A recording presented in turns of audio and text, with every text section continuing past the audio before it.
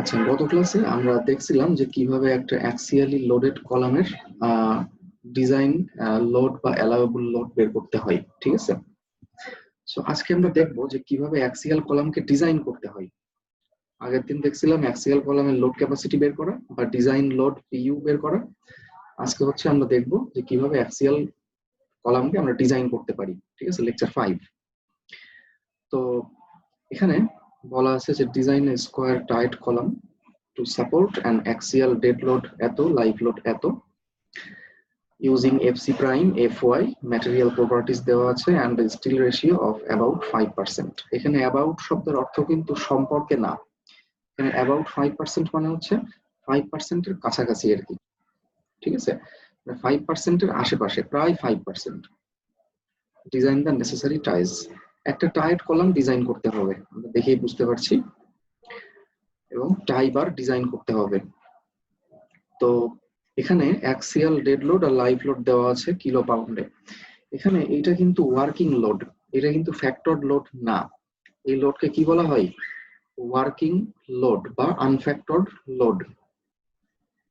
So যেহেতু আমরা কলামটা USD মেথডে ডিজাইন করব, তাই প্রথমে এই ওয়ার্কিং লোডকে আগে আলটিমেট লোডে রূপান্তর করতে হবে।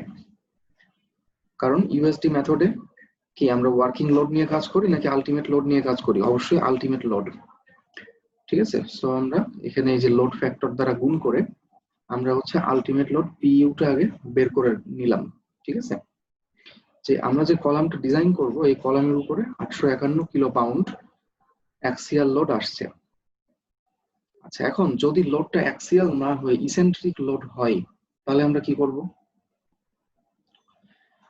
আগের ক্লাসে বলছিলাম, হয়তো মনে আছে সবার, যে বাস্তব জীবনে কিন্তু কোনো কলামে আসলে অ্যাক্সিয়াল লোড আসে না, পিওর অ্যাক্সিয়াল লোড থাকে না বললেই চলে, কম বেশি ইসেন্ট্রিসিটি থাকবেই, ঠিক আছে?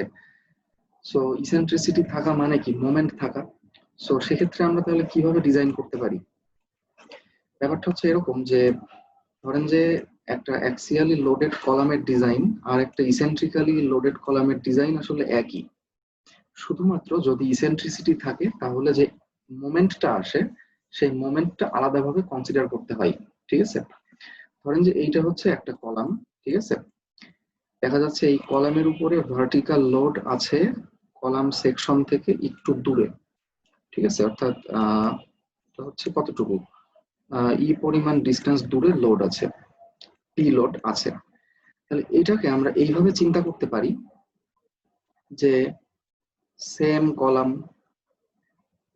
কলামটা একই থাকবে, এই যে পি লোড এইটা ই ডিস্টেন্সে না থেকে এটাকে আমরা ধরে নিব হচ্ছে যে না, এটা একদম অ্যাক্সিস বরাবর আছে। কিন্তু আসলে তো আর অ্যাক্সিস বরাবর নাই, তাই না? আসলে তো এটা দূরে ছিল অ্যাক্সিস থেকে, ই ডিস্টেন্স দূরে ছিল। এই যে দূরে থাকার কারণে বা ইসেন্ট্রিসিটির কারণে যে মোমেন্টটা আসে সেই মোমেন্টটা আমরা এখন এখানে দিয়ে দিলাম। মোমেন্টটাকে আমরা বলছি এম, মোমেন্ট সমান ফোর্স ইনটু ডিস্টেন্স ইনটু ই। তার মানে দেখেন যে একটা ইসেন্ট্রিক্যালি লোডেড কলামকে আমরা এইভাবে চিন্তা করতে পারি, ঠিক আছে? অর্থাৎ কি, একটা অ্যাক্সিয়ালি লোডেড কলাম প্লাস একটা মোমেন্ট, এছাড়া কিন্তু কিচ্ছু না, ঠিক আছে? সো সেই কারণে একটা ইসেন্ট্রিক কলামকে আমরা আগে অ্যাক্সিয়াল লোডের জন্য আগে ডিজাইন করব, তারপরে যে অতিরিক্ত যে মোমেন্টটা থাকে সেইটাকে আমরা কনসিডার করব। কিভাবে কনসিডার করব আমি পরে দেখাবো, ঠিক আছে? আচ্ছা, সো প্রথমে আমরা আলটিমেট লোড বের করলাম। এরপর আমি গত ক্লাসে একটা ফর্মুলা দেখিয়েছিলাম যে কলাম ডিজাইনের জন্য ফর্মুলা, ওই ফর্মুলাটা আমরা সরাসরি ব্যবহার করব এখানে, ঠিক আছে? ঠিক আগের ক্লাসে যেভাবে দেখিয়েছিলাম ওই একই ফর্মুলা আমরা এখানে ব্যবহার করছি। দেখেন যে এখানে যেহেতু স্টিল রেশিও দেওয়া আছে, অর্থাৎ রো দেওয়া আছে, তাই যে ফর্মুলাটাতে রো ছিল ওই ফর্মুলাটা আমরা এখানে ব্যবহার করছি, ঠিক আছে? আচ্ছা, সো এখানে আমরা সব মানগুলা বসিয়ে দিলাম, ঠিক আছে? আর এখানে বলার কিছুই নাই, টাইট কলামের জন্য ইসেন্ট্রিসিটি ফ্যাক্টর হচ্ছে আলফা 0.8 আর স্ট্রেংথ রিডাকশন ফ্যাক্টর ফাই 0.65। এই জায়গাটা একটু কেয়ারফুল, ঠিক আছে? এই দুটো ভ্যালু। আর স্টিল রেশিও অঙ্কে দেওয়া আছে 5%, 5% মানে কি 100-র মধ্যে 5, তার মানে 100 দিয়ে ভাগ হবে, অর্থাৎ 0.05। ঠিক আছে, সো রো জি এর ভ্যালু কিন্তু আমরা অবশ্যই 0.05 বসাবো। এই যে 0.05 আমরা বসিয়েছি। সো অন্যান্য সব মানগুলো বসাই দিলে বাকি থাকে হচ্ছে শুধু এজি। সো এজি এর মানটা আমরা পেয়ে গেলাম, ক্যালকুলেটর থেকে ইজিলি আমরা পেয়ে যাব। এজি মানে কি gross area of cross section. যাই হোক, সো কলামের তার মানে ক্রস সেকশনাল এরিয়া আমরা পেয়ে গিয়েছি। এখন যেহেতু কলামটা একটা স্কোয়ার কলাম, তাই না, তাহলে আমরা কি করব, এই এরিয়াটাকে আমরা স্কোয়ার করব, মানে রুট ওভার করব, সরি স্কোয়ার না, রুট ওভার করব। আমরা রুট ওভার করলে আমরা কিন্তু পেয়ে যাব যে এই কলামের ডাইমেনশন কত সেটা আমরা পেয়ে যাব। কারণ কি, কারণ একটা স্কোয়ারের ক্ষেত্রফলের ফর্মুলা কি, একটা স্কোয়ারের 4টা বাহুই সমান, ক্ষেত্রফল হচ্ছে কত, এ স্কোয়ার। সো ক্ষেত্রফলটাকে যদি আবার আমরা রুট ওভার করি তাহলে কি পাবো, বাহুর দৈর্ঘ্য পাবো। ঠিক আছে, আচ্ছা যদি রেক্ট্যাঙ্গুলার কলাম থাকতো, ধরেন যে এটা একটা রেক্ট্যাঙ্গুলার কলাম, সেক্ষেত্রে আমরা কি করতাম, এইটা হচ্ছে একটা রেক্ট্যাঙ্গুলার কলাম। আচ্ছা ধরেন যে ছোট ডাইমেনশনটা হচ্ছে কলামের উইথ বি, আর বড় ডাইমেনশনটা হচ্ছে কলামের হাইট বা ডেপথ এইচ। ঠিক আছে, সে কথার কথা। সেক্ষেত্রে আমরা এই যে এই ফর্মুলা থেকে এজি বের করার পর আমরা কি করতাম, এরিয়াটা বের করার পর আমরা কি করতাম, বি ইন্টু এইচ। রেক্ট্যাঙ্গেলের এরিয়া মানে কি বি ইন্টু এইচ, তাই না, কি বি ইন্টু এইচ, এটা হচ্ছে এরিয়া। সো এরিয়া তো আমরা পেয়ে গিয়েছি, তাহলে এরিয়াকে আমরা যে কোনো একটা ডাইমেনশন দিয়ে ভাগ করতাম। সে আমরা তখন ধরে নিতাম যে let's assume the width of the column b is equal to এত ইঞ্চি। ঠিক আছে, সো যদি আমরা উইথ কে যদি অ্যাজিউম করে নিতাম, তাহলে কিন্তু ক্ষেত্রফলকে যদি বি দ্বারা ভাগ করতাম বা উইথ দ্বারা ভাগ করতাম, তাহলে কিন্তু আমরা সরাসরি কলামের মানে এইচটা পেয়ে যাইতাম, হাইটটা কিন্তু পেয়ে যাইতাম। ঠিক আছে, যেটা দ্বারা ভাগ করব তার অপোজিট ডাইমেনশনটা পাবো। যদি এইচ দ্বারা ভাগ করি তাহলে বি পাবো। তবে নর্মাল প্র্যাকটিসটা হচ্ছে কলামের ক্ষেত্রে বিটা অ্যাজিউম করতে হয়, ধরে নিতে হয় একটা রিজনেবল ভ্যালু। ঠিক আছে, তারপর বি দ্বারা ভাগ করে আমরা এইচ বের করি। বা এমনও হইতে পারে যে যদি রেক্ট্যাঙ্গুলার কলামের ডিজাইন দেওয়া হয়, সেক্ষেত্রে দেখা যাচ্ছে বি এর মান দেওয়াই আছে, এখানে বলা আছে যে অ্যাজিউম উইথ অফ কলাম সমান এত। ওকে ফাইন, সো আমরা কলামের ডাইমেনশন বের করলাম। এরপরে হচ্ছে তাহলে আমাদের অ্যাকচুয়াল কতটুকু এরিয়া আমরা দিলাম, 16 ইঞ্চি ইন্টু 16 ইঞ্চি, এটাই হচ্ছে আমাদের অ্যাকচুয়াল এজি। এখন হচ্ছে স্টিল বের করব। স্টিল বের করার জন্য আমি আগের দিন আরেকটা ফর্মুলা দেখিয়েছিলাম, জাস্ট এইটা আর এইটা একই ফর্মুলা, ঠিক আছে না, এই ফর্মুলা আর হচ্ছে এই ফর্মুলা একই, শুধু ওইটাতে আছে হচ্ছে রো আর এইটাতে আছে হচ্ছে এএসটি। ঠিক আছে, স্টিলের এরিয়া। হ্যাঁ বলি স্যার, এখানে কলামের যে এরিয়াটা 16 ইঞ্চি ইন্টু 16 ইঞ্চি, স্যার এটা কি মানে মানে কলামের উইথ মানে সাইড তো দুইটা হয়, হ্যাঁ, তো এটা দুইটার কোনটা ধরে নিব তাহলে? আচ্ছা দেখেন, এখানে তো আসলে কোনোটাই ধরার দরকার নেই, তাই না, কারণ এখানে বলতেছে স্কোয়ার কলাম, সো আমরা রুট ওভার করলেই পেয়ে যাচ্ছি। যদি রেক্ট্যাঙ্গুলার বলতো সেক্ষেত্রে আমি বললাম যে কি করতাম। ঠিক আছে, যদি রেক্ট্যাঙ্গুলার কলাম বলতো সেক্ষেত্রে আমরা কলামের উইথটাকে আমরা ধরে নিতাম, উইথ প্রশস্ত মানে প্রস্থ আর কি, প্রস্থটাকে ধরে নিতাম এবং ওই প্রস্থটাকে মানে ওই প্রস্থ দিয়ে ভাগ করতাম। 232.5 ডিভাইডেড বাই প্রস্থ সমান সমান কি পেয়ে যাইতাম, হাইটটা পেয়ে যাইতাম। বুঝতে পারছেন? আর এখানে আরেকটা ব্যাপার যে এখানে যে ডাইমেনশনটা পাবো তাকে সব সময় নিয়ারেস্ট 1 ইঞ্চিতে রাউন্ড আপ করবেন, রাউন্ড ডাউন না, রাউন্ড আপ করতে হবে, অর্থাৎ পূর্ণ সংখ্যা বা ইন্টিজারে আমরা রাখবো। ঠিক আছে, ঠিক আছে। তো এখন আমরা এই ফর্মুলাটা আগের দিন দেখছিলাম, তাই না, ব্যবহারও করছিলাম আগের দিন আমরা এটা। সো এই ফর্মুলাতে আমরা প্রত্যেকটা মান আমরা বসিয়ে দিচ্ছি, শুধু এএসটি বাদে। বসিয়ে দিলে আমরা স্টিলের এরিয়াটা ক্যালকুলেটরের মাধ্যমে সরাসরি পেয়ে যাচ্ছি, তাই না, পেয়ে যাব। সো এখন এত ইঞ্চি স্কোয়ার এরিয়া দিতে হবে। এখন দেখেন যে স্ল্যাবের ক্ষেত্রে কিন্তু আমরা স্টিল বের করতাম হচ্ছে সেন্টার টু সেন্টার স্পেসিং হিসেবে, তাই না, কিন্তু বিম বা কলামের ক্ষেত্রে কিন্তু স্টিল বের করতে হয় নাম্বার হিসেবে, অর্থাৎ ঠিক আছে, এটা একটা বিম সেকশন, তাহলে এই বিম সেকশনের জন্য কতগুলো স্টিল লাগবে, বা এটা একটা কলামের সেকশন, তাহলে এর জন্য কতগুলো স্টিল লাগবে, নাম্বার হিসেবে বের করতে হয় কলামের ক্ষেত্রে এবং বিমের ক্ষেত্রে। সো যদি আমরা নাম্বার হিসেবে বের করতে চাই, তাহলে এই এরিয়াটাকে ভাগ দিতে হবে হচ্ছে আমরা যে যত নাম্বার বার প্রোভাইড করব সেই বারের ক্রস সেকশনাল এরিয়া দিয়ে। যেমন আমরা এখানে সে কথার কথা 10 নাম্বার বার ব্যবহার করছি, 32 মিলিমিটার বার আমরা ব্যবহার করছি, তাহলে 10 নাম্বার বারের ক্রস সেকশনাল এরিয়া হচ্ছে 1.27 ইঞ্চি স্কোয়ার। এগুলো অবশ্যই সবাই মাথায় রাখবেন। যেমন 8 নাম্বার বারের এরিয়া 0.79 ইঞ্চি স্কোয়ার, 9 নাম্বারের হচ্ছে 1 ইঞ্চি স্কোয়ার, আর 10 নাম্বারের হচ্ছে কত 1.27 ইঞ্চি স্কোয়ার।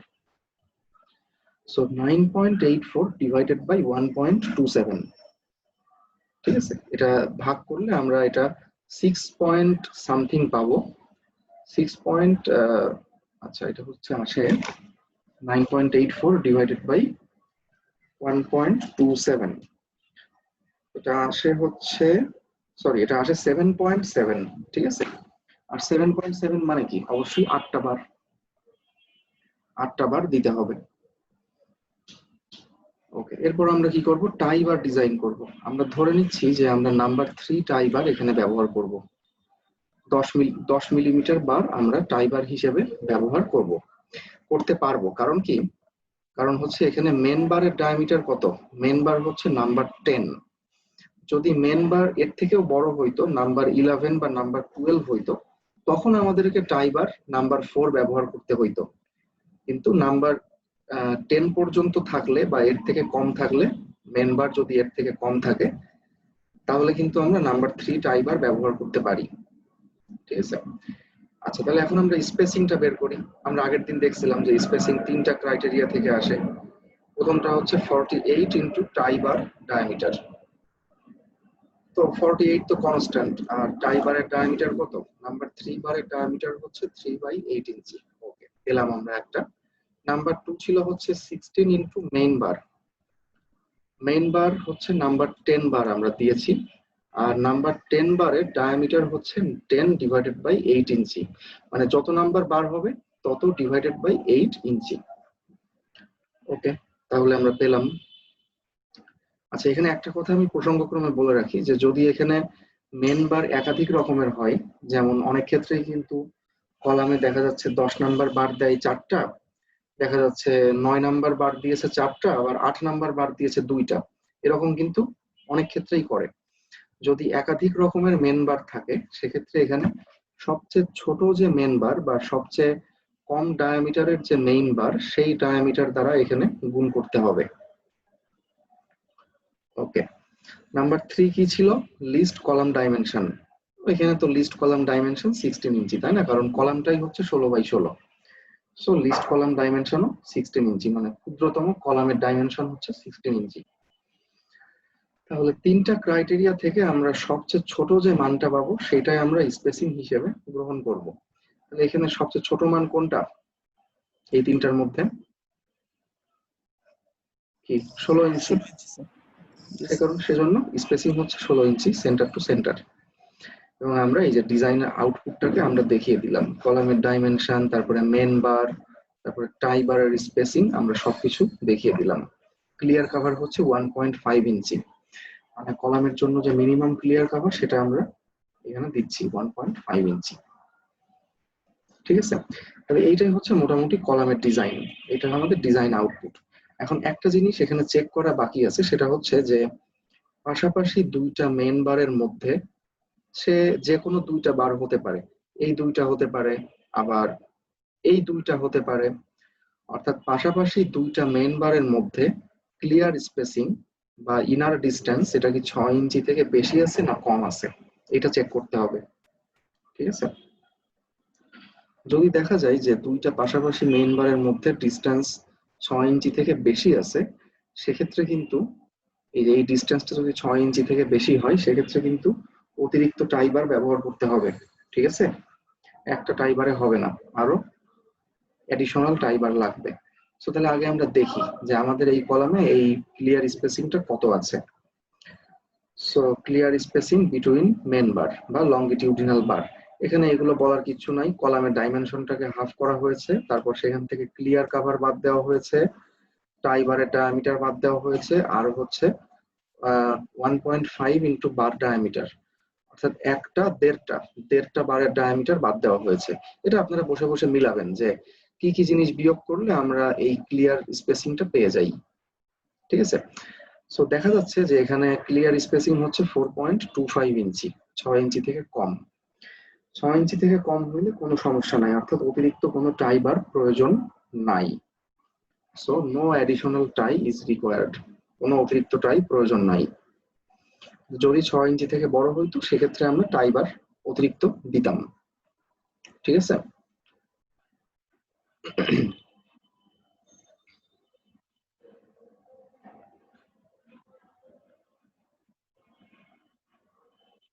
আচ্ছা আমরা কিভাবে টাই বার দিতাম অতিরিক্ত সেটা একটু দেখি।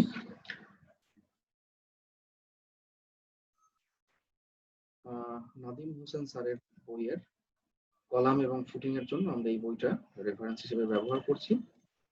সো এখানে স্যার একটা, এটা কি 16 এডিশন স্যার? না এটা 6th এডিশন, 6 নম্বর এডিশন। ও ঠিক আছে, 6 নম্বর।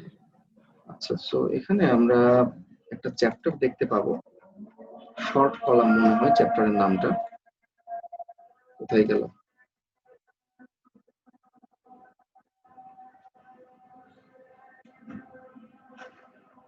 আচ্ছা, অ্যাক্সিয়ালি লোডেড কলাম, 342 পেজ।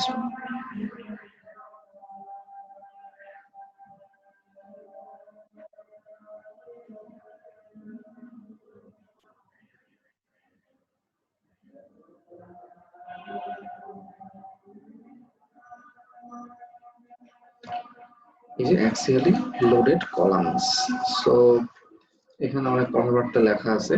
এই জিনিসগুলো আমরা আগের ক্লাসে দেখছিলাম তাই না? টাইট কলাম, স্পাইরাল কলাম, তারপর হচ্ছে এই গ্রাফটা আমরা দেখছিলাম, দিস ওয়ান।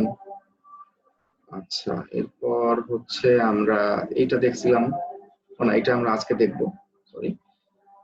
সো এখন দেখেন যে এখানে বিভিন্ন রকম বারের অ্যারেঞ্জমেন্ট দেখানো আছে, 4টা বার হলে কিভাবে বসাইতে হয়, 6টা বার হলে কিভাবে বসাতে হয়, 8টা হলে কিভাবে, তারপর 10টা হলে কিভাবে, 12টা, 14টা, এখানে বিভিন্ন রকম অ্যারেঞ্জমেন্ট দেখানো আছে। এখানে একটা কথা আমি বলবো, সেটা হচ্ছে যে টাই বার গুলো হচ্ছে সলিড লাইন, ডটেড লাইন না, মানে সলিড লাইন। সেই সলিড লাইন যেগুলো আছে তার মানে হচ্ছে সেই টাই বার গুলো অবশ্যই দেওয়া লাগবে। স্পেসিং যদি 6 ইঞ্চির থেকে কমও হয় তাও কিন্তু এই টাই বার গুলো দেওয়া লাগবে। যেমন যদি আমরা 14টা বার ব্যবহার করি কোনো একটা কলাম সেকশনে, সেক্ষেত্রে এই যে এখানে এই অতিরিক্ত টাই বার অবশ্যই দিতে হবে, সে 2টা বারের মধ্যে ডিস্টেন্স যতই হোক না কেন। ঠিক আছে, আর যেগুলো ডটেড লাইন গুলোর অর্থ হচ্ছে যে যদি স্পেসিং 6 ইঞ্চি থেকে বেশি হয় সেক্ষেত্রে এই টাইবার গুলো দেওয়া লাগবে। যেমন এই যে এখানে 8টা বার, যদি এখানে ক্লিয়ার স্পেসিং 6 ইঞ্চি থেকে বেশি হয় সেক্ষেত্রে আমরা এই যে এই 4টা বারকে কনফাইন করে আমরা একটা অতিরিক্ত টাইবার দিব এখানে। ঠিক আছে, আর যদি 6 ইঞ্চি থেকে কম হয় স্পেসিং তাহলে এই বার দরকার নাই। ঠিক আছে, তো এইগুলো একটু দেখে নিন। এটা অবশ্য নিলসন স্যারের বইতেও আছে, ওখান থেকেও দেখতে পারেন। আচ্ছা সো তাহলে আমরা অ্যাক্সিয়াল কলাম ডিজাইন শিখলাম। এখন আমরা একটু শিখবো যে যদি ইসেন্ট্রিক্যালি লোডেড কলাম হয় বা বায়াক্সিয়াল কলাম হয় সেক্ষেত্রে আমরা যে মোমেন্টটা আসে সেটা আমরা কিভাবে চেক করতে পারি, and this is very important. ঠিক আছে,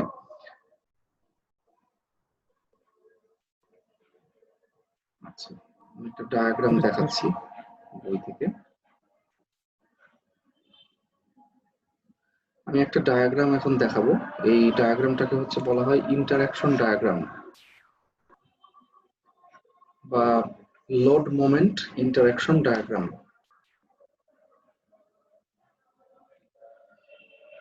নিলসন স্যারের বইয়ের চ্যাপ্টারের নাম হচ্ছে শর্ট কলাম। ঠিক আছে, শর্ট কলাম।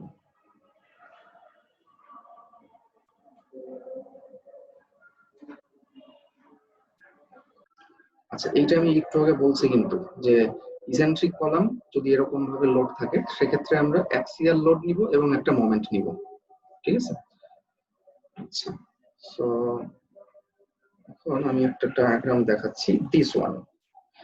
এটা ফিগারের ক্যাপশন দেওয়া আছে যে interaction diagram for nominal column strength, মানে পিএন এর উপর ভিত্তি করে বা এমএন এর উপর ভিত্তি করে, ঠিক আছে। পিএন আর হচ্ছে এমএন মানে নমিনাল স্ট্রেংথের উপর ভিত্তি করে এই ডায়াগ্রামটা আসছে।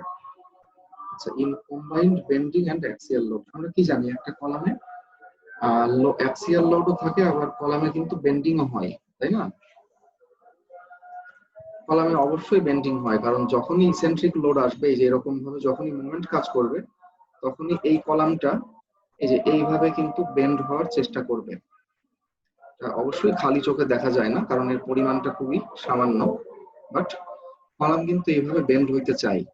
বেন্ড হওয়ার কারণে এই যে এই নিউট্রাল অ্যাক্সিসের এই পাশে আসে কম্প্রেশন আর বাম দিকে আসে হচ্ছে কি টেনশন।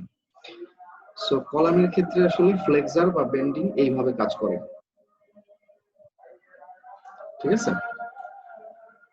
আচ্ছা, এখন এখানে বেশ কিছু ব্যাপার খেয়াল করতে হবে, যেমন এখানে বলা আছে যে কম্প্রেশন ফেইলার রেঞ্জ, তারপর টেনশন ফেইলার রেঞ্জ, তারপরে হচ্ছে ই স্মল, ই লার্জ, ই হচ্ছে ইনফিনিটি, ই হচ্ছে জিরো, এখানে অনেক কিছু আছে। আমি একটু সংক্ষেপে বলি। একটা নির্দিষ্ট কলামের জন্য এক্স অক্ষ বরাবর যদি আমরা তার মোমেন্ট ক্যাপাসিটি বসাই এবং ওয়াই অক্ষ বরাবর যদি লোড ক্যাপাসিটি বসাই, সেক্ষেত্রে একটা প্লেন গ্রাফ পেপারে আমরা 3টা পয়েন্ট পাবো। কম্প্রেশন ফেইলারের মধ্যে একটা পয়েন্ট, ব্যালান্সড ফেইলারের জন্য একটা পয়েন্ট, আর টেনশন ফেইলারের জন্য একটা point. Compression failure, tension failure, তারপরে ব্যালান্সড ফেইলার, এগুলো কি, এগুলো আমি পরে ব্যাখ্যা করব, ঠিক আছে। সো একটা প্লেন গ্রাফ পেপারে আমরা এই পয়েন্টগুলোকে যোগ করে যে ডায়াগ্রাম পাই, এটাই হচ্ছে ইন্টারঅ্যাকশন ডায়াগ্রাম। বেগে অনেক সময় বলা হয় স্ট্রেংথ ইন্টারঅ্যাকশন ডায়াগ্রাম অথবা load moment interaction diagram. So এখানে দেখেন যে একটা লাইন আছে, এই লাইনের পাশে লেখা আছে ইবি। ই মানে ইসেন্ট্রিসিটি, বি মানে ব্যালান্সড কন্ডিশন, তার মানে ব্যালান্সড কন্ডিশনে ইসেন্ট্রিসিটি, ঠিক আছে। আচ্ছা, ব্যালান্সড কন্ডিশন মানে হচ্ছে যে যদি কোনো একটা কলামে যদি আমরা লোড আস্তে আস্তে আস্তে আস্তে বাড়াতে থাকি অনেক পরিমাণে, তখন সেই কলামটা এমন ভাবে ভাঙবে যেন স্টিল এবং কনক্রিট একই সময়ে ফেল করে বা ভেঙে যায়। যদি স্টিল এবং কনক্রিট একই সঙ্গে ফেল করে তাহলে তাকে বলা হয় ব্যালান্সড ফেইলার বা ব্যালান্সড কন্ডিশন। যদি কনক্রিট ফেল করে তাহলে তাকে বলা হয় কম্প্রেশন ফেইলার, কারণ কনক্রিট নাই হচ্ছে কি কম্প্রেশন। সো কম্প্রেশন ফেইলার মানে হচ্ছে কনক্রিট ফেল করবে আগে, আর টেনশন ফেইলার মানে হচ্ছে কে স্টিল ফেল করবে আগে। একটা কলামের মধ্যে ইসেন্ট্রিসিটি যত বেশি হবে তার মানে কি মোমেন্ট তত বেশি হবে, ততই কলামটার টেনশন ফেইলার হওয়ার সম্ভাবনা বেশি হবে ওই কলামের। তার মানে ই যদি লার্জ হয়, ইসেন্ট্রিসিটি যদি অনেক বড় হয়, সেক্ষেত্রে মোমেন্ট অনেক বড় হবে এবং কলামের টেনশন ফেইলার হবে বা স্টিলটা ফেল করবে। আর যদি উল্টা হয়, অর্থাৎ ইসেন্ট্রিসিটি যদি অনেক ছোট হয়, মানে মোমেন্ট যদি অনেক ছোট হয় আর অ্যাক্সিয়াল লোড যদি অনেক বেশি হয়, সেক্ষেত্রে ওই কলামটা হচ্ছে কম্প্রেশনে ফেল করবে, এই যে ই স্মল, ঠিক আছে। সো ফেইলার কেমন হবে এটা ডিপেন্ড করে হচ্ছে দুইটা জিনিসের উপরে, একটা হচ্ছে অ্যাক্সিয়াল লোডের উপরে, আরেকটা হচ্ছে কিসের উপরে, মোমেন্টের উপরে বা ইসেন্ট্রিসিটির উপরে। ইসেন্ট্রিসিটি যত বাড়বে কলামটা তত টেনশন ফেইলার রেঞ্জের দিকে আসতে থাকবে, আর ইসেন্ট্রিসিটি যত কম হবে তত কলামটা হচ্ছে কি কম্প্রেশন ফেইলার রেঞ্জের মধ্যে পড়বে। এই যে এই ব্যালান্সড কন্ডিশনের নিচের অংশ হচ্ছে টেনশন ফেইলার নির্দেশ করে, আর এই দাগের উপরের অংশ হচ্ছে কম্প্রেশন ফেইলার নির্দেশ করে। আমরা একটু দেখার চেষ্টা করি যে এটা আসলে মানে প্র্যাকটিক্যালি এটা কিভাবে কাজ করে। মাইক্রোসফট এক্সেল নামে একটা সফটওয়্যার আছে, আমরা সবাই জানি। সো ওই এক্সেল সফটওয়্যারে এই ইন্টারঅ্যাকশন ডায়াগ্রাম কিন্তু তৈরি করা যায়, ঠিক আছে।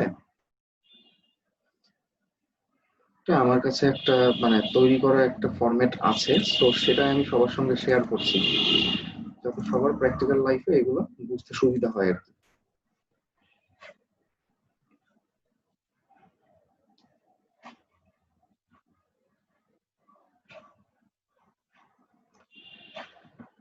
আমরা দেখতে পাচ্ছি মনে হয় যে এটা হচ্ছে একটা Excel file, column interaction diagram, make a change only at red colour. আমরা কি জানি যে এক্সেল ফাইলের প্রত্যেকটা ঘরকে বলা হয় একটা সেল। সো দেখেন এখানে কোনো সেলে কিন্তু কোনো ফর্মুলা দেওয়া নাই, আবার এখানে অনেক সেল আছে যেখানে ফর্মুলা আছে। যেমন যদি আমরা র্যান্ডমলি কোনো একটা সেলকে ক্লিক করি সেলের উপরে, সেক্ষেত্রে দেখেন যে এইখানে এই যে এইটাকে বলা হয় ফর্মুলা বার। এই ফর্মুলা বারে কিন্তু দেখাচ্ছে যে এই সেলের মধ্যে কি লেখা আছে। যেমন এখানে লেখা আছে হচ্ছে কত 18, এই যে 18, তার মানে হচ্ছে এখানে কোনো ফর্মুলা দেওয়া নাই, কোনো ফর্মুলা এখানে ইনপুট দেওয়া নাই। কিন্তু যদি আমরা দেখেন এইটাতে ক্লিক করি, এখানে কিন্তু একটা ফর্মুলা আছে, একটা ফর্মুলা অনুসারে মানটা এখানে বসতেছে। এখানেও সেম ফর্মুলা, এখানেও ফর্মুলা, এখানেও ফর্মুলা। আবার এখানে কোনো ফর্মুলা নাই, এটা হচ্ছে ম্যানুয়ালি ইনপুট দেওয়া হাতে। বাকি সবগুলোতে ফর্মুলা, এটাতে ফর্মুলা নাই, এগুলাতে আছে। যাই হোক, সো ব্যাপারটা হচ্ছে যে যেখানে যেখানে লাল কালারের লেখা আছে ওইখানে ওইখানে চেঞ্জ করতে হবে। ঠিক আছে, যদি ওখানে ওখানে আমরা চেঞ্জ করি বা আমরা যে কলামটা ডিজাইন করছি যদি সেই কলামের ডেটা এখানে ইনপুট দেই, তাহলে আমরা ওই কলামের জন্য আমরা ইন্টারাকশন ডায়াগ্রামটা পাবো। এই যে এখানে কিন্তু ইন্টারাকশন ডায়াগ্রামটা অটোমেটিক্যালি তৈরি হবে। ঠিক আছে, সো এখানে কয়েকটা জায়গায় চেঞ্জ করতে হবে, যেমন যেগুলো লাল কালার সেগুলো। সে আমরা একটা কলাম ডিজাইন করলাম, ঠিক আছে। ধরেন যে আমরা লেকচারে একটু আগে যে কলামটা দেখে আসলাম, ধরেন যে সেম আমরা এই কলামটাই ডিজাইন করব, শুধু এখানে একটা অতিরিক্ত ইসেন্ট্রিসিটি আছে বা মোমেন্ট আছে একটা, ঠিক আছে, আর সবকিছু সেম। তাহলে আমরা আগে অ্যাক্সিয়াল লোডের জন্য ডিজাইনটা ফাইনাল করলাম, এরপর আমরা ইন্টারাকশন ডায়াগ্রামের মাধ্যমে চেক করব যে ওই মোমেন্টটা এই কলাম নিতে পারবে নাকি পারবে না, মানে যদি মোমেন্ট থাকতো আর কি। ঠিক আছে, আচ্ছা। সো বাস্তব জীবনে তো অবশ্যই মোমেন্ট থাকবে, তো আমি সেই জন্য দেখাচ্ছি। প্রথমে আমরা f c prime f sir y. কলামে মোমেন্টটা কিভাবে আসবে? আচ্ছা, এটা আমি দেখিয়েছি অনেকবার। এই যে কলামে এইভাবে মোমেন্ট আসে, ইসেন্ট্রিসিটির কারণে মোমেন্ট আসে। ঠিক আছে, ইসেন্ট্রিসিটির স্যার কারণে এইটা তো পাশ মোমেন্ট থেকে আসে। যদি লোড না আসে বেশি, স্যার আমরা তো সবসময় পয়েন্ট লোড, কলামে সবসময় তো পয়েন্ট লোড হিসেবে আসে, কলামে কি বাকলিং সৃষ্টি? আচ্ছা, আমি আবারও বলছি যে কলামে অবশ্যই পয়েন্ট লোড আসে, আমি এখানে পয়েন্ট লোডই কিন্তু দেখিয়েছি। সো সেন্টার থেকে দেখেন একটা নির্দিষ্ট ডিস্টেন্সে আছে লোডটা। সো এইটাকে হচ্ছে বলা হয় জি ইসেন্ট্রিক স্যার। লোড। যদি ইসেন্ট্রিসিটি থাকে তাহলে অবশ্যই মোমেন্ট আসবে। আমরা দেখেই বুঝতে পারছি যে সেন্টারের সাপেক্ষে লোড ইনটু ডিসটেন্স, অর্থাৎ একটা কি ক্লকওয়াইজ মোমেন্ট দিচ্ছে এখানে, তাই না? বুঝতে পারছেন? জি স্যার। এই ইসেন্ট্রিসিটির জি কারণে স্যার। এখানে মোমেন্ট আসে এবং বেন্ডিং হয়। এটাকে বাকলিং বলা হয় না, এটাকে বলা হয় হচ্ছে বেন্ডিং বা ফ্লেক্সার। ঠিক আছে, যদি কলামে অ্যাক্সিয়াল লোড স্যার থাকতো তাহলে তো ইসেন্ট্রিসিটিটা কোনো কখন মোমেন্ট আসতো ঘটবে না। স্যার? হ্যাঁ, এই আরেকবার বলুন। ইসেন্ট্রিসিটিটা কখন ঘটবে স্যার, মানে মিড পয়েন্ট থেকে সরে যাবে? ইসেন্ট্রিসিটি সবসময় হয়, এগুলো আমি আগে তো বলছি, তাই না? একটু ওয়েট করি আমরা। আচ্ছা, তুমি যেখানে ছিলাম যে এই কথাগুলো কিন্তু আগেও বলছি আমি, যে কলামে ইসেন্ট্রিসিটি কিভাবে আসে বা কেন আসে। ধরেন যে আহ প্রত্যেকটা কলামেই কিন্তু সেন্টার থেকে লোডটা কিন্তু অবশ্যই কিছুটা ডিস্টেন্সেই থাকে, তাই না? প্র্যাকটিক্যাল লাইফে এরকমই হয়। এর বেশ কিছু কারণ আছে, যেমন একটা কারণ হচ্ছে ফ্যাব্রিকেশন এরর, মানে কলামটা আসলে কখনোই একদম পারফেক্টলি ভার্টিক্যাল কিন্তু হয় না, এখানে কোথাও না কোথাও ফ্যাব্রিকেশন এরর থাকেই, এটা একটা কারণ। আরেকটা কারণ হচ্ছে যে কোনো একটা বিম যখন কোনো একটা কলামের উপরে এসে আসলে রেস্ট করে বা অবস্থান করে, তখন কখনোই কিন্তু বাস্তব জীবনে একদম পারফেক্ট ভাবে কলামের সেন্ট্রাল লাইনে কিন্তু লোড ট্রান্সফার হয় না। ঠিক আছে, এটা জি স্যার। অবশ্যই সেন্ট্রাল লাইন থেকে এদিকে ডান দিকে বা বাম দিকে কিছুটা ডিস্টেন্সে থাকে লোডটা। ঠিক আছে, ওকে স্যার, বুঝতে পারছি স্যার। এখন ধরেন যে, আচ্ছা বললাম যখন তখন আরেকটু বলি। ধরেন যে এটা হচ্ছে একটা বিল্ডিং এর বিম কলাম লেআউট, ঠিক আছে। সো দেখা যাচ্ছে যে এখানে একটা ইন্টেরিয়র কলাম যদি আমরা চিন্তা করি, এটা একটা ইন্টেরিয়র কলাম। সো এই ইন্টেরিয়র কলামের উপরে বিভিন্ন দিক থেকে লোড আসছে, যেমন এই বিম থেকে লোড আসবে, এইটা থেকে আসবে, এটা এটা চারটা বিম থেকে কিন্তু লোড আসবে। সো চারটা বিমের তো লোড চার রকম, তাই না? কখনোই তো একই রকম লোড আমরা পাবো না প্র্যাকটিক্যাল লাইফে। সো যেহেতু 4টা বিমের লোড 4 রকম, বিভিন্ন রকম, সো লোডের রেজাল্টেন্ট কিন্তু কখনোই কলামের সেন্টারে আসবে না, এটা অবশ্যই কলাম থেকে, সেন্টার থেকে দূরে থাকবে, ঠিক আছে? এবং এটা একটু আধটু না, এটা অনেকটাই দূরে থাকে কলাম সেন্টার থেকে, মানে উল্লেখযোগ্য পরিমাণে। আপনারা যখন ক্যাপস্টোন ডিজাইন করবেন 4th ইয়ারে, তখন সফটওয়্যারে বিল্ডিং অ্যানালাইসিস করার সময় দেখবেন যে সফটওয়্যার থেকে আমরা একটা কলামের শিয়ার ফোর্স, বেন্ডিং মোমেন্ট সবই আমরা পাই। ওইখানে দেখবেন যে ওখানে হিউজ পরিমাণে মোমেন্ট তৈরি হয়। সো এই মোমেন্টটা কোত্থেকে আসে? ওই যে ইসেন্ট্রিসিটির কারণে আসে মোমেন্ট, ঠিক আছে?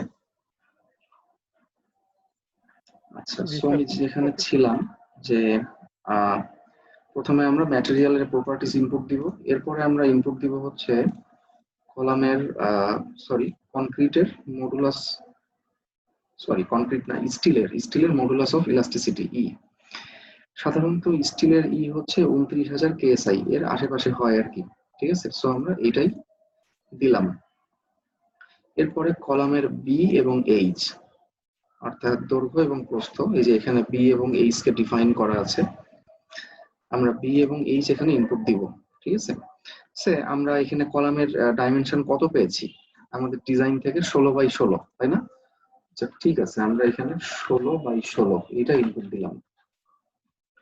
কভার মানে ক্লিয়ার কভার 1.5 ইঞ্চি ইনপুট দিলাম। এরপর স্টিলটা হচ্ছে দেখেন, এইটা হচ্ছে নাম্বার আর এইটা হচ্ছে ডায়া, মানে 8টা 32 মিলিমিটার বার এবং মানে 0টা 20 মিলিমিটার বার।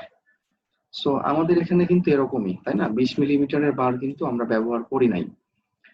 বা এখানে যদি আমরা ধরেন যে কথার কথা, যদি আমরা 25 মিলিমিটার বার ব্যবহার করতাম, তাহলে আমরা এখানে লিখতাম যে ঠিক আছে, আমাদের হচ্ছে এখানে 25 মিলিমিটারের বার আছে হচ্ছে 4টা, মানে যেটা আমরা ব্যবহার করব সেটাই লিখবো, ঠিক আছে? আচ্ছা, আমরা 32 মিলিমিটারের বার ব্যবহার করেছি 8টা। আচ্ছা, এটা আমরা ইনপুট দিলাম। এরপর মেইনলি হচ্ছে এই দুইটা জিনিস চেঞ্জ করতে হবে, অর্থাৎ এস আর এস প্রাইম। এস মানে টেনশন স্টিল আর এস প্রাইম মানে হচ্ছে কম্প্রেশন স্টিল। এখন কলামে টেনশন স্টিল, কম্প্রেশন স্টিল এটা কিভাবে থাকবে দেখেন। এই যে কলামটা, আমি জাস্ট একটা এক্সাম্পল দিচ্ছি আর কি। এই যে কলামটা এইভাবে যে মানে বেন্ডিং হইলো, তার মানে কি এই যে নিউট্রাল অ্যাক্সিসের ডান দিকে যে স্টিল গুলো থাকবে, এই সবই কিন্তু থাকবে কিসে? কম্প্রেশনে থাকবে, তাই না? আমরা দেখেই বুঝতে পারতেছি। আবার টেনশন যে সাইডে ডেভেলপ করছে, ওই সাইডে যে স্টিল গুলো আছে, ঠিক আছে, এই স্টিল গুলা কিন্তু অবশ্যই টেনশনেই থাকবে। সো কিছু স্টিল টেনশনে এবং কিছু স্টিল কম্প্রেশনে থাকে কলামের মধ্যে। সো টেনশন স্টিলের এরিয়াকে আমরা বলছি এস, আর কম্প্রেশন স্টিলের এরিয়াকে আমরা বলছি এস প্রাইম, ঠিক আছে?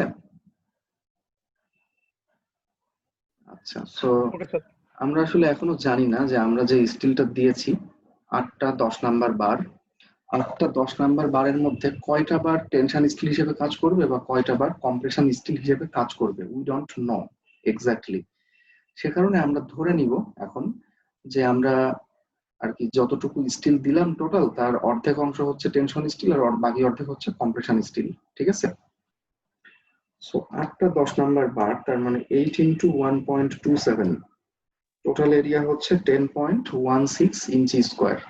এটাকে যদি আমরা 2 দিয়ে ভাগ করি তাহলে 5.08। টেনশন স্টিল হচ্ছে 5.08 ইঞ্চি স্কোয়ার, কম্প্রেশন স্টিলও সেম। আচ্ছা, আর কোনো কিছু কিন্তু চেঞ্জ করা যাবে না, কারণ এগুলো সব ফর্মুলা থেকে আসতেছে, ঠিক আছে? ওকে, এই জিনিসগুলো হচ্ছে দেখেন, এখানে প্রত্যেকটা সিম্বলের নিচে একটা করে বি লেখা আছে। বি মানে হচ্ছে ব্যালেন্সড কন্ডিশন, মানে ব্যালেন্সড কন্ডিশনের জন্য কলামটাকে এখানে অ্যানালাইসিস করা হয়েছে আর কি। দেখেন, ব্যালেন্সড কন্ডিশনে কলামের লোড ক্যাপাসিটি হচ্ছে এত কিপস, মোমেন্ট ক্যাপাসিটি হচ্ছে এত কিপস ইনটু ফিট। আচ্ছা, এখন আমরা আসি যে compression failure. For compression failure take c সমান এত ইঞ্চি, এটা কিন্তু চেঞ্জ করতে হবে, কারণ কি এটা লাল কালারে আছে। সো নিয়মটা হচ্ছে যে ব্যালেন্সড কন্ডিশনের জন্য যে সি এর মানটা আমরা পাবো, কম্প্রেশন ফেইলারের জন্য সি এর মানটা এর থেকে একটু বেশি হবে। কতটুকু বেশি হবে উই ডোন্ট নো, কারণ আমরা কিন্তু এই কলামটাকে এখনো অ্যানালাইসিস করি নাই। সো এখানে ব্যালেন্সড কন্ডিশনের জন্য সি এর মান আসছে 8.5। সি মানে কি বুঝতে পারতেছেন তো? সি মানে হচ্ছে আমরা ওই যে আগে যেটা দেখছিলাম যে ডেপথ অফ নিউট্রাল অ্যাক্সিস, ওইটাই কিন্তু সি এর মান। সবার মনে আছে আই হোপ, যে নিউট্রাল অ্যাক্সিসের যে ডেপথ কম্প্রেশন ফেজ থেকে, এটাই হচ্ছে সেই স্মল সি, যে এ সমান বেটা 1 ইন্টু সি, ওই সি কিন্তু এইটা, জি স্যার। ঠিক আছে? যাই হোক, সো ব্যালেন্সড ফেইলারের জন্য সি এর মান থেকে কম্প্রেশন ফেইলারের জন্য সি এর মান অলওয়েজ বড় হবে। এটা আমরা আন্দাজে একটা রিজনেবল একটা ভ্যালু আমরা ধরবো, আমাদের অ্যাজাম্পশন থেকে আমরা ধরলাম, ধরেন যে সে 11 ইঞ্চি বা 10 বা 12 ধরলেও হবে, সমস্যা নেই। আচ্ছা, বাকিগুলো সবই হচ্ছে ফর্মুলা থেকে ক্যালকুলেশন হবে। আচ্ছা, এখন এরপরে ফর টেনশন ফেইলার, টেনশন ফেইলারের জন্য হচ্ছে উল্টা, সি এর মানটা হচ্ছে এই সিবি থেকে ছোট হবে আর কি, ঠিক আছে? এই যে সিবি যেটা এখানে আসছে এর থেকে ছোট হইতে হবে। ওকে ফাইন, তাহলে এখানে আসছে 8.5, তাহলে আমরা নিলাম হচ্ছে 6.5 বা 7 বা 6 নিলেই হবে একটা। সো এটা ঠিকই আছে। এই দেখেন, এটা কিন্তু ইন্টারাকশন ডায়াগ্রাম কিন্তু অলরেডি ডেভেলপ হয়ে গেছে এখানে, ঠিক আছে? আচ্ছা, এখন যে মেন কাজ সেটা হচ্ছে এখানে আমাদের ইনপুট দিতে হবে হচ্ছে আমাদের এই যে কলামটা আমরা ডিজাইন করতেছি, এই কলামের উপরে কতটুকু লোড এবং কতটুকু মোমেন্ট আসছে সেটা। সো ধরেন যে আমাদের কলামের উপরে আসলে লোড কতটুকু আসছিল, 851 কিপস, তাই না? আমরা অঙ্ক থেকে দেখছি 851 কিপস পিইউ। আর মোমেন্ট তো দেওয়া নাই, তাই না? সে আমরা ধরে নিলাম যে মোমেন্ট হচ্ছে, ধরেন যে সফটওয়্যার থেকে আপনারা দেখলেন যে এই কলামের মধ্যে মোমেন্ট আসছে হচ্ছে 400 কিপস ইনটু ফিট, সে কথার কথা। তাহলে আমরা ইনপুট দিব, আর পি ডিজাইন এম ডিজাইন তো দরকার নেই, জাস্ট ইগনোর ইট। আমরা পিইউ আর এমইউ এই দুইটা জিনিস ইনপুট দিব। সো দেখেন, এখন মোটামুটি সবকিছু ইনপুট দেওয়া হয়ে গেছে। এখন দেখেন যে ডায়াগ্রামটা আমরা একটু ভালো মতো খেয়াল করি, এখানে একটা লাল পয়েন্ট আমরা দেখতে পাচ্ছি। এই লাল পয়েন্টটা হচ্ছে যে আমরা যে কলামটা ডিজাইন করতেছি, এই কলামের উপরে কতটুকু লোড এবং কতটুকু মোমেন্ট আসছে সেইটা, ঠিক আছে? কারণ এটা হচ্ছে কি একটা স্থানাঙ্ক, মানে এইটা একটা বিন্দু এবং এই বিন্দুর স্থানাঙ্ক হচ্ছে কি এক্স অক্ষ বরাবর মোমেন্ট আর ওয়াই অক্ষ বরাবর লোড। তার মানে এই যে 400 আর 851 এইটাই হচ্ছে একটা স্থানাঙ্ক, মোমেন্ট এবং লোড। সো দেখেন যে এই পয়েন্টটা কিন্তু ডায়াগ্রামের বাইরে বের হয়ে গেছে। যদি এই পয়েন্টটা ডায়াগ্রামের বাইরে অবস্থান করে সেক্ষেত্রে এই কলামটা ফেল করবে, এই কলামটা ফিল্ডে প্রোভাইড করা যাবে না বা ডিজাইনে সাজেস্ট করা যাবে না। যদি ডিজাইনকে কমপ্লিট করতে হয়, তাহলে অর্থাৎ যদি এই লোড এবং এই মোমেন্টকে রেজিস্ট করতেই হয়, সেক্ষেত্রে হয় কলামের ডাইমেনশন বাড়াতে হবে, মানে সাইজ বাড়াতে হবে, অথবা কলামের মধ্যে যে স্টিল আমরা দিয়েছি সেইটা বাড়াতে হবে, অথবা কোনো কোনো ক্ষেত্রে দুইটাও বাড়ানো লাগতে পারে। যদি এই পয়েন্টটা অনেক বেশি দূরে থাকে সেক্ষেত্রে অনেক সময় দেখা যাচ্ছে সাইজও বাড়াতে হয়, আবার হচ্ছে কি কলামের স্টিলটাও কিন্তু বাড়াতে হয়। সো আমরা ধরেন যে এখন আমরা প্রথমে দেখবো, আমরা কলামের সাইজটা আগে একটু বাড়াবো। এখানে 16x16 আছে, আচ্ছা ঠিক আছে, আমরা এটাকে দিলাম হচ্ছে 18x18।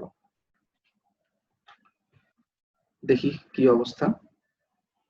এই দেখেন, এই পয়েন্টটা কিন্তু ডায়াগ্রামের উপরে চলে আসছে। এখন ডায়াগ্রামের উপরে থাকলেও হবে না, এটা ডায়াগ্রামের মধ্যে থাকতে হবে আর কি। তার মানে 18x18 this is not enough, এটাও আসলে যথেষ্ট না। কিন্তু আমরা আরেকটু চেক করি যে এখানে দেখেন সিবি কিন্তু চেঞ্জ হয়ে গিয়েছে, সিবি হচ্ছে 9.7। আচ্ছা, এটা ঠিকই আছে, 11 ইঞ্চি এটা হতেই পারে। আচ্ছা, আমরা যদি এটাকে একটু বাড়াই তাহলে দেখা যাক যে ডায়াগ্রামটা কিভাবে চেঞ্জ হয়। এই দেখেন, দেখছেন যে এইগুলো যদি আমরা চেঞ্জ করি এই সি এর মানগুলা, তাহলে কিন্তু ডায়াগ্রামটা আস্তে আস্তে মডিফাই হয়। যেমন এখন কিন্তু এটা দেওয়া যাবে।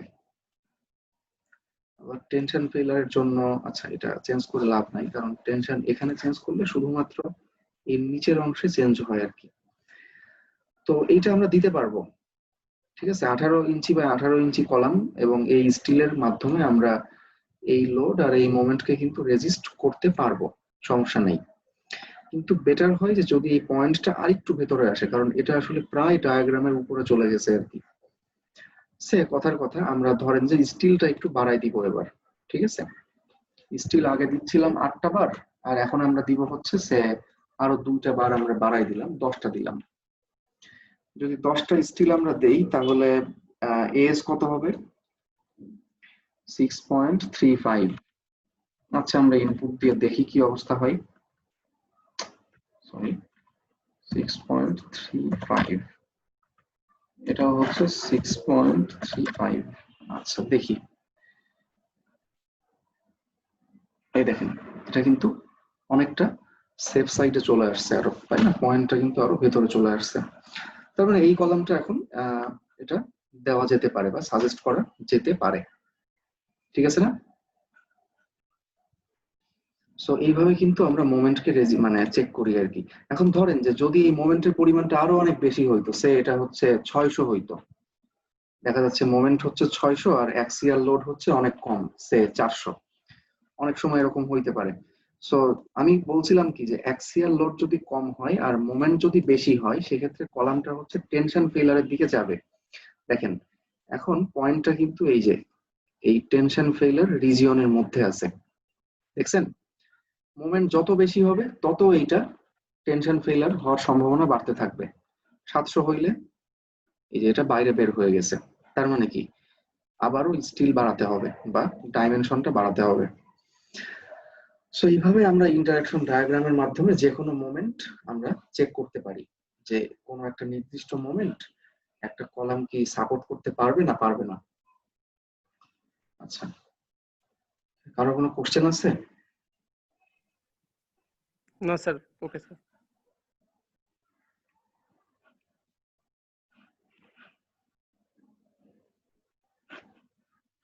ডায়াগ্রামটা কিভাবে আসছে আমি জাস্ট এক কথায় একটু বলি। দেখেন এখানে একটা পয়েন্ট আছে, তারপরে এইটা একটা পয়েন্ট, এটা একটা, এটা একটা, এটা একটা, মোট 5টা পয়েন্ট।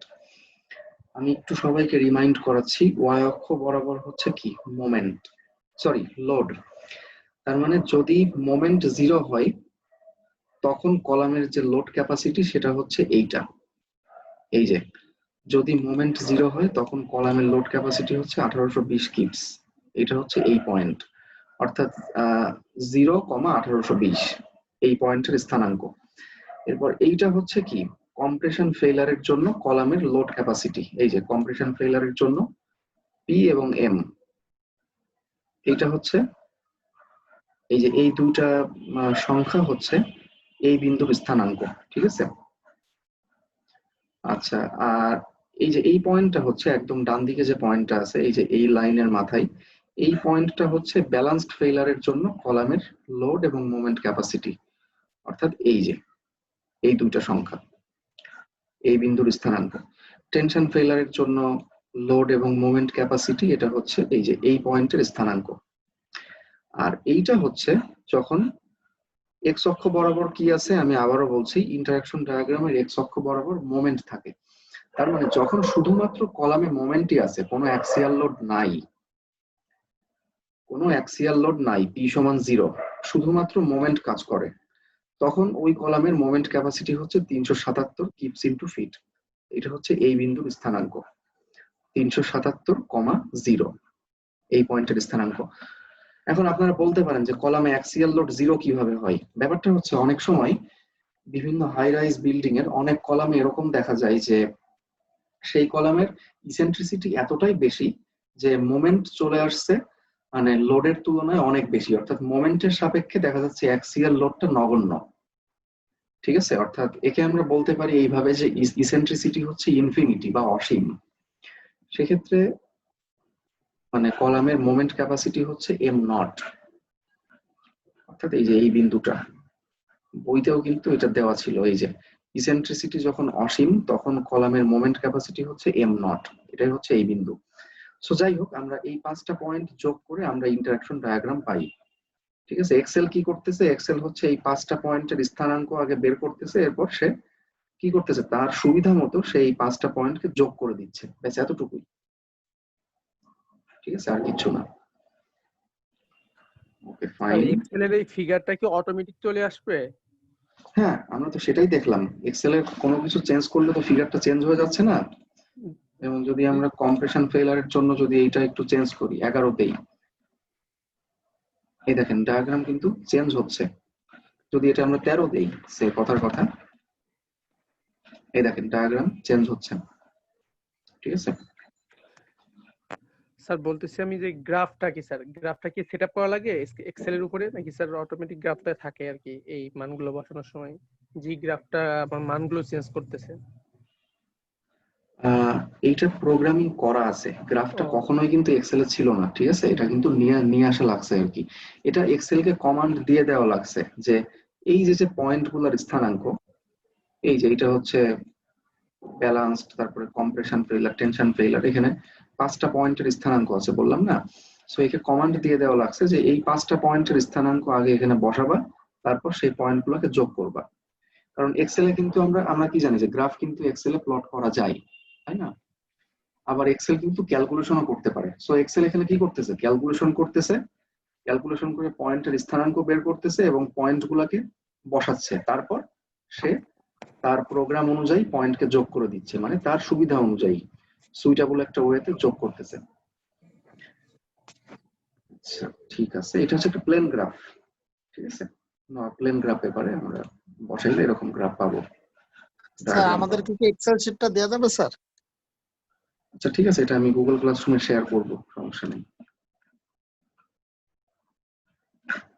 ঠিক আছে, আচ্ছা তাহলে এখন আমরা দেখবো যে কিভাবে স্পাইরাল ডিজাইন করতে হয়। আমরা ট্রাইবারের ডিজাইন আমরা শিখলাম, এখন হচ্ছে স্পাইরাল ডিজাইন। স্পাইরাল ডিজাইনের জন্য দুইটা ফর্মুলা আছে। Minimum ratio of spiral rho s সমান এত, আর রো এস সমান এত, দুইটা ফর্মুলা, এটা একটা এইটা একটা। প্রথমে স্পাইরাল ডিজাইনের সময় এই ফর্মুলাটা আগে ব্যবহার করতে হয়। ঠিক আছে, এখান থেকে একটা রো এস আমরা পাবো, সেই রো এসটাকে আবার এই ফর্মুলাতে বসাইতে হবে। তাহলে আমরা পেয়ে যাব হচ্ছে স্পাইরালের স্পেসিং এস, এটা আমরা বের করব। এখানে প্রত্যেকটা সিম্বলের পরিচয় দেওয়া আছে আর কি। যেমন এসি হচ্ছে এরিয়া অফ কোর, সি মানে কোর, ডি মানে হচ্ছে ডায়ামিটার, সি মানে core, diameter of core. Core কি জিনিস আমি আগের ক্লাসে দেখাইছিলাম। আচ্ছা, ডিএস মানে হচ্ছে স্পাইরাল বারের ডায়ামিটার, এস মানে হচ্ছে স্পাইরালের স্পেসিং, এএস মানে হচ্ছে স্পাইরালের এরিয়া মানে ক্রস সেকশনাল এরিয়া। আচ্ছা, এফ ওয়াইটি হচ্ছে yield strength of spiral reinforcement. So এখানে প্রত্যেকটা সিম্বলের পরিচয় আমরা পেলাম। আমরা একটা এক্সাম্পল দেখি, ঠিক আছে, এক্সাম্পল দেখলে আমাদের ক্লিয়ার হবে। এখানে বলা হচ্ছে যে ডিজাইনের circular spiral column, circular spiral column design করতে হবে to support an axial dead load এত, লাইভ লোড এত। এখানে ম্যাটেরিয়াল প্রপার্টিজ দেওয়া আছে, স্টিল রেশিও দেওয়া আছে, আর বলা আছে যে also design the necessary spiral. কলামটা ডিজাইন করতে হবে আর হচ্ছে স্পাইরাল ডিজাইন করতে হবে। সো যেহেতু ইউএসডি মেথড, তাই আমরা প্রথমে আলটিমেট লোড বের করলাম। এরপর হচ্ছে আমরা ঠিক আগে একটু আগে আমরা যে ফর্মুলাটা ব্যবহার করতেছিলাম, অর্থাৎ এই যে টাইট কলাম ডিজাইনের সময় আমরা প্রথমে যে ফর্মুলাটা ব্যবহার করলাম, এই সেম ফর্মুলা স্পাইরাল কলামের জন্য ব্যবহৃত হবে, তাই না? Same formula. ওকে, সো এই ফর্মুলাতে আমরা শুধুমাত্র মানগুলো এখন বসাবো। বি কেয়ারফুল দ্যাট স্পাইরাল কলামের ক্ষেত্রে কিন্তু ইসেন্ট্রিসিটি ফ্যাক্টর আলফা 0.85, টাইট কলামের জন্য ছিল 0.80, এখানে 0.85, আর ফাইয়ের মান হচ্ছে 0.75। এই দুইটা মান একটু কেয়ারফুল। আচ্ছা, এরপর আমরা রোজি তো দেওয়া আছে 3%, 0.03, সমস্ত মানগুলো আমরা বসিয়ে দিলাম, শুধুমাত্র এজি বাদে। সো এজিটা আমরা পেয়ে যাব, তাই না? কলামের টোটাল এরিয়া আমরা পেয়ে যাব। আচ্ছা, এখন আমরা জানি যে একটা বৃত্তের ক্ষেত্রফলের সূত্র হচ্ছে π/4 ডি স্কয়ার, যেখানে ডি হচ্ছে বৃত্তের ব্যাস বা ডায়ামিটার। সো আমরা এখন আমাদের সার্কুলার কলামের ডায়ামিটারকে ধরে নিচ্ছি হচ্ছে স্মল ডি। যদি ডায়ামিটার ডি হয় তাহলে আমাদের কলামের ক্রস সেকশনাল এরিয়া হচ্ছে π/4 ডি স্কয়ার, বৃত্তের ক্ষেত্রফলের সূত্র আর কি, আমরা সবাই জানি, তাই না? সো তার মানে আমরা যে ক্ষেত্রফলটা পেলাম এটা হচ্ছে π/4 ডি স্কয়ার ক্ষেত্রফল। আচ্ছা, এখান থেকে আমরা ডি এর মানটা বের করে ফেলবো। ডি হচ্ছে 19.5 ইঞ্চি, এটাকে আমরা নিয়ারেস্ট 1 ইঞ্চিতে রাউন্ড আপ করবো, 20 ইঞ্চি। তার মানে আমাদের কলামের ডায়ামিটার হতে হবে হচ্ছে কত, 20 ইঞ্চি। আর তার মানে অ্যাকচুয়াল এজি কত, π/4 ইন্টু ডায়ামিটারের স্কোয়ার, যা হয় তাই। আচ্ছা, আমরা কলামের ডায়ামিটার বের করে ফেললাম। এরপরে ঠিক আগের মতো আমরা ওই ফর্মুলার মাধ্যমে, এএসটি যে ফর্মুলাতে আছে ওই ফর্মুলার মাধ্যমে আমরা বের করব হচ্ছে স্টিলের পরিমাণটা। ঠিক আছে, সো এখানে সব মানগুলো আগের মতোই। সো এএসটি বাদে আমরা বাদ বাকি সমস্ত মান আমরা বসিয়ে দিলাম, শুধু বাকি থাকবে হচ্ছে এএসটি। সো আমরা এটা খুব সহজে এএসটি এর মানটা বের করে আনতে পারবো, তাই না? একটা ইকুয়েশন, একটা আননোন, সহজেই বের করতে পারবো। সো এখানে এএসটি আমরা পেলাম কত, 8 ইঞ্চি স্কোয়ার, তাই না? এখন এই যে 8 ইঞ্চি স্কোয়ার আমরা পাইলাম, এইটাকে এখন স্যাটিসফাই করতে হবে বা মেলাতে হবে আর কি। সো আমরা ধরে নিলাম যে আমরা কলামে 10 নাম্বার বার ব্যবহার করতেছি। এটা চাইলে আপনারা 8 নাম্বার 9 নাম্বারও ব্যবহার করতে পারেন, সমস্যা নেই। সো যদি আমরা 10 নাম্বার বার ব্যবহার করতে চাই তাহলে কি করতে হবে, আগেও বলছি আবারও বলি, এই যে স্টিলের এরিয়া আমরা যেটা পেয়েছি এইটাকে ভাগ করতে হবে হচ্ছে 10 নাম্বার বারের ক্রস সেকশনাল এরিয়া দিয়ে, অর্থাৎ 8 ডিভাইডেড বাই 1.27, এটা আসে হচ্ছে 6.3 আসে। 6.3 মানে কি 7, কিন্তু কলামে তো আর সাধারণত বিজোড় সংখ্যক বার দেওয়া হয় না, তাই না? তার মানে 7টা বার দেওয়া যাবে না, দিতে হবে হচ্ছে 8টা বার। তাই আমরা 8টা 10 নাম্বার বার আমরা দিয়ে দিলাম, অর্থাৎ আমরা স্টিলের এরিয়া কতটুকু পাইলাম, অ্যাকচুয়ালি এই যে এতটুকু পাইলাম। ঠিক আছে, ওকে। তো এতটুকু ডিজাইন আসলে আগের মতোই। এখন আমরা দেখব হচ্ছে যে কিভাবে স্পাইরাল ডিজাইন করব, এটাই নতুন। So next step, design of spiral. আচ্ছা, সো প্রথমে আমরা যে সূত্রটা দেখছিলাম স্পাইরাল ডিজাইনের ফর্মুলা, স্যার স্পাইরাল তো রাউন্ড। স্পাইরাল হচ্ছে হ্যাঁ কলামটাকে চারদিক থেকে পেঁচিয়ে থাকে আর কি, রাইট? সেক্ষেত্রে তো স্যার তো বিজোড়টা দিলে প্রবলেম কি স্যার? যেহেতু আপনার টাইট কলামের ক্ষেত্রে যেহেতু রেক্টেঙ্গল বা আপনার স্কোয়ার কাটিং হয়, সেই ক্ষেত্রে জোড় সংখ্যক লাগে। কিন্তু আমি বিজোড়টা যদি দিই, সে কারণ সব দিকে তো একই রকম আপনার লোড প্রোভাইড করবে। আচ্ছা, আমি দেখাচ্ছি।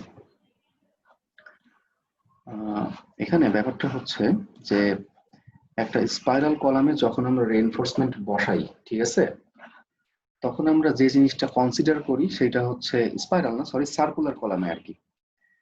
স্পাইরালের সঙ্গে কিন্তু কোনো সম্পর্ক নাই বারের, ব্যাপারটা হচ্ছে সার্কুলার।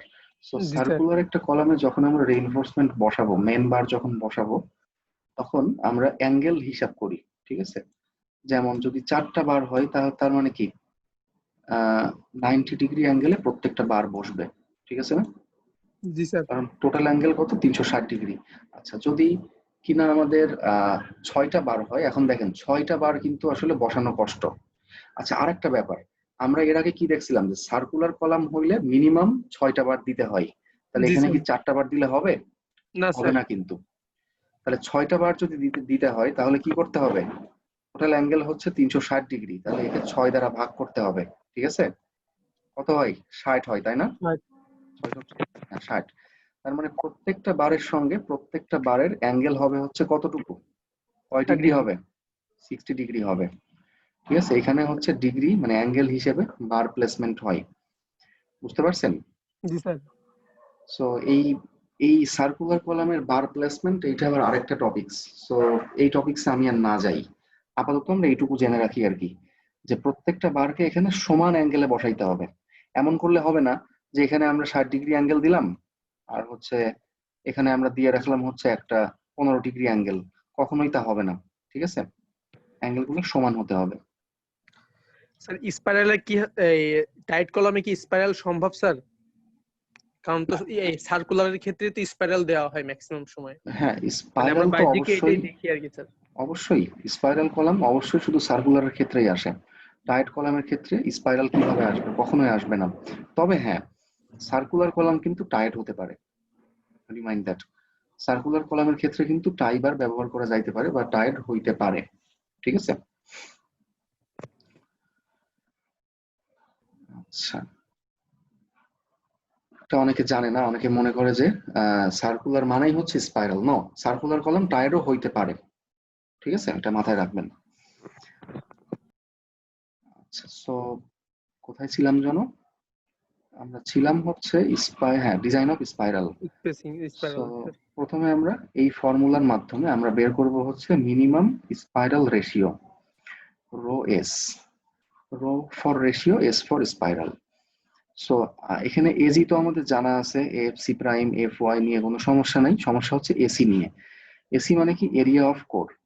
তার মানে কোরের এরিয়া বের করতে গেলে আগে কি করতে হবে? কোরের ডায়ামিটার বের করতে হবে। সো কোরের ডায়ামিটারটা হচ্ছে কলামের total diameter minus 2 into clear cover, তাই না? কারণ আমরা তো আগের দিন দেখছিলাম যে কোর কতটুকু।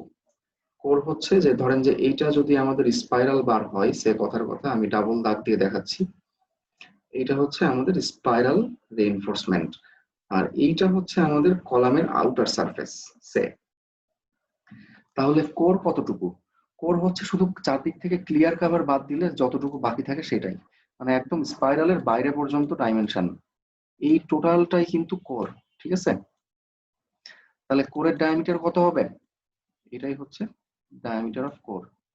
ডায়ামিটার কত হবে? টোটালটা হচ্ছে 20 ইঞ্চি। 20 ইঞ্চি থেকে এইদিকে 1.5 আর এইদিকে 1.5 বাদ দিলে কত থাকে? 17 ইঞ্চি থাকে। ওটাই হচ্ছে কোরের ডায়ামিটার, 17 ইঞ্চি। আর ডায়ামিটার পেয়ে যাওয়া মানে কি? π/4 ইন্টু ডি স্কোয়ারের মাধ্যমে আমরা এরিয়া পেয়ে গেলাম, কোরের এরিয়া। সো এই মানগুলো আমরা বসাই দিলে আমরা পেয়ে গেলাম হচ্ছে রো এস এর মান, ঠিক আছে, স্পাইরাল রেশিও। সো এইটা এখন আমরা দ্বিতীয় ফর্মুলাতে ব্যবহার করব। দ্বিতীয় ফর্মুলা হচ্ছে এইটা। তাহলে কি এখানে আমরা এখন রো এস এর মান কিন্তু জানা আছে, আর সবকিছুই জানা আছে। কারণ দেখেন যে আমরা এখন ধরে নিব যে আমরা নাম্বার 3 স্পাইরাল বার ব্যবহার করছি। নাম্বার 3 স্পাইরাল বারের জন্য স্পাইরালের ডায়ামিটার ডিএস, এটা আমাদের জানা, এই যে ডিএস। তারপরে এরিয়া অফ স্পাইরাল আমরা কি জানি যে নাম্বার 3 বারের এরিয়া হচ্ছে 0.11 ইঞ্চি স্কোয়ার, বা এভাবে আপনারা ডায়ামিটারের মাধ্যমে ক্যালকুলেশন করেও দেখাইতে পারেন। So S DS DC diameter of core আমরা অলরেডি বের করে আসছি, এটা সবকিছুই জানা আছে শুধু এস বাদে, এবং ওইটা আমরা বের করব। তার মানে আমরা প্রত্যেকটা মান যদি বসাই দেই এই ফর্মুলাতে, তাহলে আমরা খুব সহজে এস এর মানটা পেয়ে যাব। এবং এস এর মান আমরা কত পাইলাম? 2.2 ইঞ্চি। এইটা সাধারণত 1 ইঞ্চি থেকে 1 ইঞ্চি বা তার থেকে বড় হইতে হয়, এবং 3 ইঞ্চি বা তার থেকে ছোট হইতে হয়। সো 2.2 ইঞ্চি, এটাকে অবশ্যই কি স্পেসিংকে রাউন্ড ডাউন করতে হয়। সো রাউন্ড ডাউন করলে আমরা পাবো হচ্ছে 2 ইঞ্চি। তাহলে আমরা নাম্বার 3 স্পাইরাল বার ব্যবহার করব 2 ইঞ্চি পর পর। এটাই হচ্ছে আমাদের স্পাইরালের ডিজাইন আউটপুট। আমরা একটু দেখি যে ব্যাপারটা আসলে কিরকম। এটা হচ্ছে মেন কলামের ডিজাইন, আর এইটা হচ্ছে স্পাইরালের ডিজাইন, অর্থাৎ একটা পয়েন্ট থেকে শুরু করে ঠিক পুরো কলামটা ঘুরে ঠিক সেই পয়েন্টে আসতে যতটুকু ভার্টিক্যাল ডিস্টেন্স অতিক্রম করে একটা স্পাইরাল রেইনফোর্সমেন্ট, এটাকেই বলা হয় হচ্ছে স্পাইরালের স্পেসিং, অথবা কখনো কখনো বলা হয় স্পাইরালের pitch, PITCH, pitch, pitch of spiral. Pitch বলতে আমরা বুঝি হচ্ছে স্পেসিং। বোঝা গেছে যে একটা পয়েন্ট থেকে শুরু করে পুরো কলাম ঘুরে আবার সেই পয়েন্টে আসতে যতটুকু ডিস্টেন্স আমরা পাই, ভার্টিক্যাল ডিস্টেন্স, সেটাই হচ্ছে স্পাইরালের স্পেসিং। আচ্ছা, সো দেখেন তাহলে আমরা কিন্তু সার্কুলার স্পাইরাল কলাম ডিজাইন করে ফেললাম, ঠিক আছে? সো এখন এই যে এত কিছু আমরা শিখলাম, এর ভিত্তিতে আমি একটা অ্যাসাইনমেন্ট এখানে দিয়েছি। এই অ্যাসাইনমেন্টটা সবাই সলিউশন করবেন। আমি যদিও এইটা হুবহু না, আমি গুগল ক্লাসরুমে এটা আপলোড দিব। এখানে আমি আইডি দিয়ে দিব, প্লাস এটা সাইজমিক রিকোয়ারমেন্ট অনুসারে এটাকে ডিজাইন করতে হবে। এখন আমি দেখাবো যে কলামের ক্ষেত্রে সাইজমিক রিকোয়ারমেন্ট আসলে কি কি, and this is very very important for the practical life. Okay, কারণ প্র্যাকটিক্যাল লাইফে কিন্তু টাই বারের স্পেসিং কখনোই ওই শুধু ওই 3টা ক্রাইটেরিয়া থেকে কিন্তু ফাইনাল করা হয় না, এটা আমি আগেও বলছি মনে হয়। এই 3টা ক্রাইটেরিয়া থেকে আমরা কখনোই ফাইনাল স্পেসিং পাবো না। টাই বারের স্পেসিং আসলে কিভাবে পাই তার জন্য আমরা এই ফিগারটা এখন এইটা ফলো করব, ঠিক আছে? আচ্ছা, এখানে একটু কেয়ারফুলি আমরা খেয়াল করি। এখানে একটা বিম আছে, এই যে বিম, এই যে বিম, আর বিমের মাঝখানে এই যে কলাম, ঠিক আছে। সো বিম বা সাপোর্টের ফেস থেকে এল নট ডিস্টেন্সের মধ্যে টাই বারের স্পেসিং হতে হবে হচ্ছে এস নট। ঠিক নিচেও সেম, সাপোর্ট থেকে এল নট এই ডিস্টেন্সটুকুর মধ্যে টাই বারের স্পেসিং হইতে হবে এস নট, যেখানে এল নট সমান এত এবং এস নট সমান এত। দিস ইজ দ্য ডেফিনিশন, যে এল নট জায়গার মধ্যে ডিস্টেন্স হইতে হবে হচ্ছে, স্পেসিং হইতে হবে এস নট। আর দুই পাশে এল নট বাদ দিলে মাঝখানে যে জায়গাটা থাকে সেই জায়গার মধ্যে স্পেসিং হইতে হবে হচ্ছে 2 ইন্টু এস নট এর ডাবল। ঠিক আছে, তাহলে আমরা দেখে আসি যে হোয়াট ইজ এল নট। এই যে এল, এটা হচ্ছে ও, সো এল ও কে বলা হয় হচ্ছে l not. So L not হচ্ছে এই তিনটা ক্রাইটেরিয়ার মধ্যে থেকে যেটা সবচেয়ে বড় মান দিবে সেইটা, এবং এটাকে আমরা সংক্ষেপে এই যে এইভাবে লিখতে পারি, greater than or equal. Greater than equal মানে 1 2 3 এই তিনটা ক্রাইটেরিয়ার মধ্যে থেকে সবচেয়ে বড় যে মানটা আমরা পাবো সেটাই হবে হচ্ছে এল নট এর ভ্যালু, এল নট এর মান। তাহলে তিনটা ক্রাইটেরিয়া কি কি? Larger of C1 and C2। এই যে এখানে এ ক্রস সেকশন নিয়ে আমরা দেখিয়েছি যে কলামের একটা ডাইমেনশন C1 আর একটা হচ্ছে C2। তার মানে কলামের যে দুইটা ডাইমেনশন তার থেকে যেটা বড় সেটাই হচ্ছে নাম্বার 1 ক্রাইটেরিয়া। নাম্বার 2 হচ্ছে clear span divided by 6। Clear span মানে কি? কলামের সাপোর্ট থেকে সাপোর্টের ইনার ডিস্টেন্স, অর্থাৎ ঠিক এই যে এতটুকু ডিস্টেন্স, এই যে এই ডিস্টেন্সটাই হচ্ছে কলামের ক্লিয়ার স্প্যান।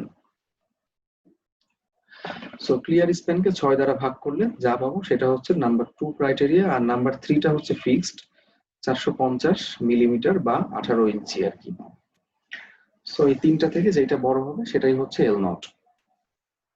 আচ্ছা, তাহলে এল নট ডিস্টেন্সের মধ্যে টাই বারের স্পেসিং হইতে হবে কতটুকু? S not. তাহলে আমরা দেখে আসি এস নট অর্থ কি। এস নটের অর্থ হচ্ছে এইটা, চারটা criteria. S not less than or equal 1 2 3 4।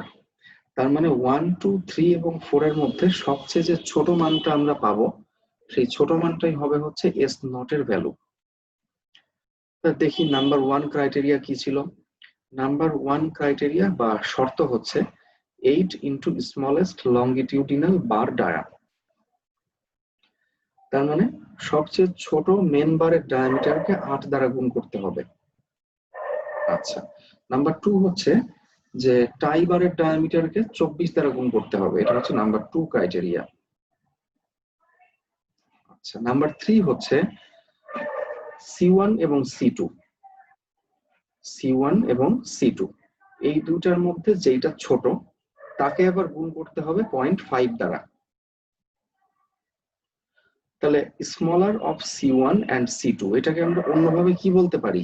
List column dimension, ক্ষুদ্রতম কলাম ডাইমেনশন, একই কথা। সো লিস্ট কলাম ডাইমেনশনকে যদি আমরা 0.5 দ্বারা গুণ করি বা এর অর্ধেক করি তাহলে সেটাই হচ্ছে নাম্বার 3 ক্রাইটেরিয়া। আর নাম্বার 4 ক্রাইটেরিয়াটা একদম ফিক্সড, এটা হচ্ছে 300 মিলিমিটার বা 12 ইঞ্চি। সো এই চারটার মধ্যে সবচেয়ে ছোটটাই হবে হচ্ছে এস নট।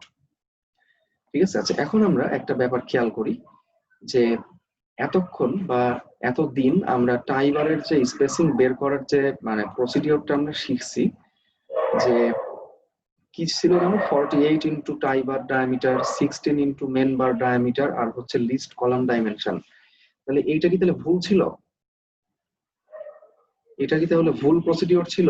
কখনোই কিন্তু তা না, এটা কিন্তু ভুল ছিল না, এটাও কিন্তু ঠিক। কারণ দেখেন যে একটু খেয়াল করলে বুঝতে পারবেন যে এইখানে যে তিনটা ক্রাইটেরিয়া আছে, যদি আমরা প্রত্যেকটা ক্রাইটেরিয়াকে মনে মনে 2 দ্বারা ভাগ করি মানে অর্ধেক করি, যেমন এখানে আছে কি 48 24, 16 এর অর্ধেক কত? 8। তার মানে 24 ইন্টু টাই বার ডায়ামিটার, তারপরে কত 8 ইন্টু মেন বার ডায়ামিটার। এখানে কিন্তু সেটাই আছে, এই যে 24 ইন্টু টাই বার ডায়ামিটার, 8 ইন্টু মেন বার ডায়ামিটার। আর আরেকটা হচ্ছে লিস্ট কলাম ডাইমেনশন ছিল এখানে, তাই না? তাহলে লিস্ট কলাম ডাইমেনশনকে অর্ধেক করতে হবে, 2 দ্বারা ভাগ করতে হবে। 2 দ্বারা ভাগ করা মানে কি 0.5 দিয়ে গুণ করা, অর্ধেক করা আর কি। সো এখানেও কিন্তু সেই কাজটাই করা হয়েছে, লিস্ট কলাম ডাইমেনশন ইনটু 0.5, শুধু একটা ক্রাইটেরিয়া অতিরিক্ত আসছে এই আর কি। তার মানে বেসিক্যালি এস নটটা হচ্ছে আমরা এতক্ষণ যেটা শিখে আসছি তার অর্ধেক, ঠিক আছে। আচ্ছা, তাহলে এতক্ষণ আমরা যে স্পেসিং বের করা শিখে আসছি সেইটা আমরা কোথায় দিব? সেইটা দিব হচ্ছে আমরা এল নট, দুই দিকে এল নট বাদ দিলে মাঝখানে যে জায়গাটুকু বাকি থাকে আমরা সেই জায়গার মধ্যে কিন্তু এই যে 2s0 দিচ্ছি। আমি আশা করি এখন সবার কাছে ক্লিয়ার যে আমরা মাঝখানে জায়গাটুকুতে দিচ্ছি হচ্ছে 2 ইন্টু s0। আর 2 ইন্টু s0 মানে কি 16 ইন্টু মেন বার ডায়া, 48 ইন্টু টাই বার ডায়া, লিস্ট কলাম ডাইমেনশন এবং কত এইটা। তার মানে বেসিক্যালি আমরা এতক্ষণ যেটা শিখে আসছিলাম সেটা হচ্ছে এল নট বাদ দিয়ে মাঝখানের অংশে দিতে হবে সেই স্পেসিং, ঠিক আছে।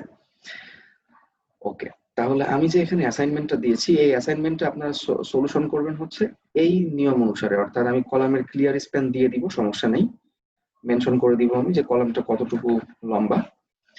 সো প্রথমে আপনারা কলাম ডিজাইন করবেন, এরপর হচ্ছে টাই বার ডিজাইন করবেন হচ্ছে এই কনসেপ্ট অনুসারে। আগে এল নট বের করবেন, এস নট বের করবেন, তারপরে হচ্ছে মাঝখানে দিবেন হচ্ছে 2s0, ব্যাস এতটুকুই,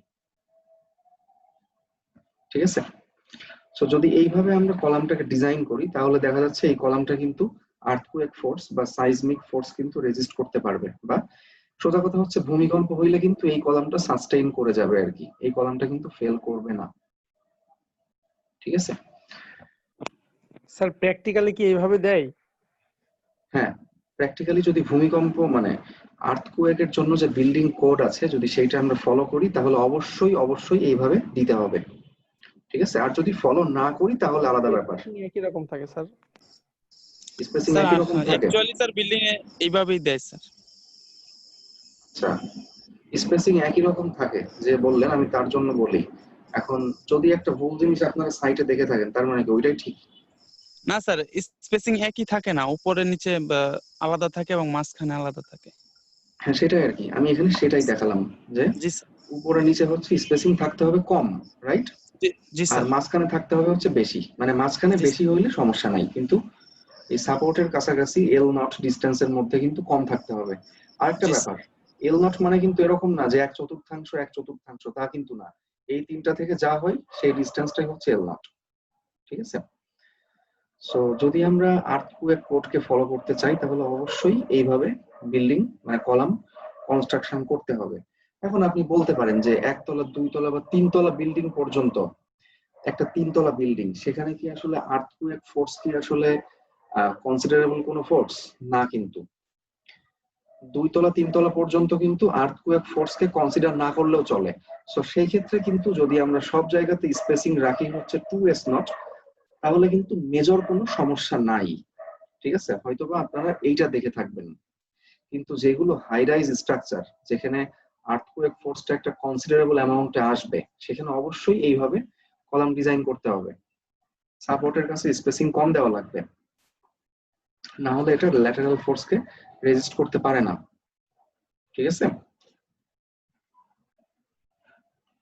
আচ্ছা, সো এখানে আমি এতক্ষণ যে কথাগুলো বললাম এই কথাগুলোই জাস্ট এখানে ইংলিশে লেখা আছে আর কি, মানে এসিআই কোড আসলে এইভাবে লেখে আর কি, ঠিক আছে। যেমন একটু খেয়াল করি আমরা যে maximum tie spacing shall not exceed s not over a length l not, মানে এল নট লেন্থের মধ্যে টাই স্পেসিং কিন্তু এস নট কে অতিক্রম করবে না।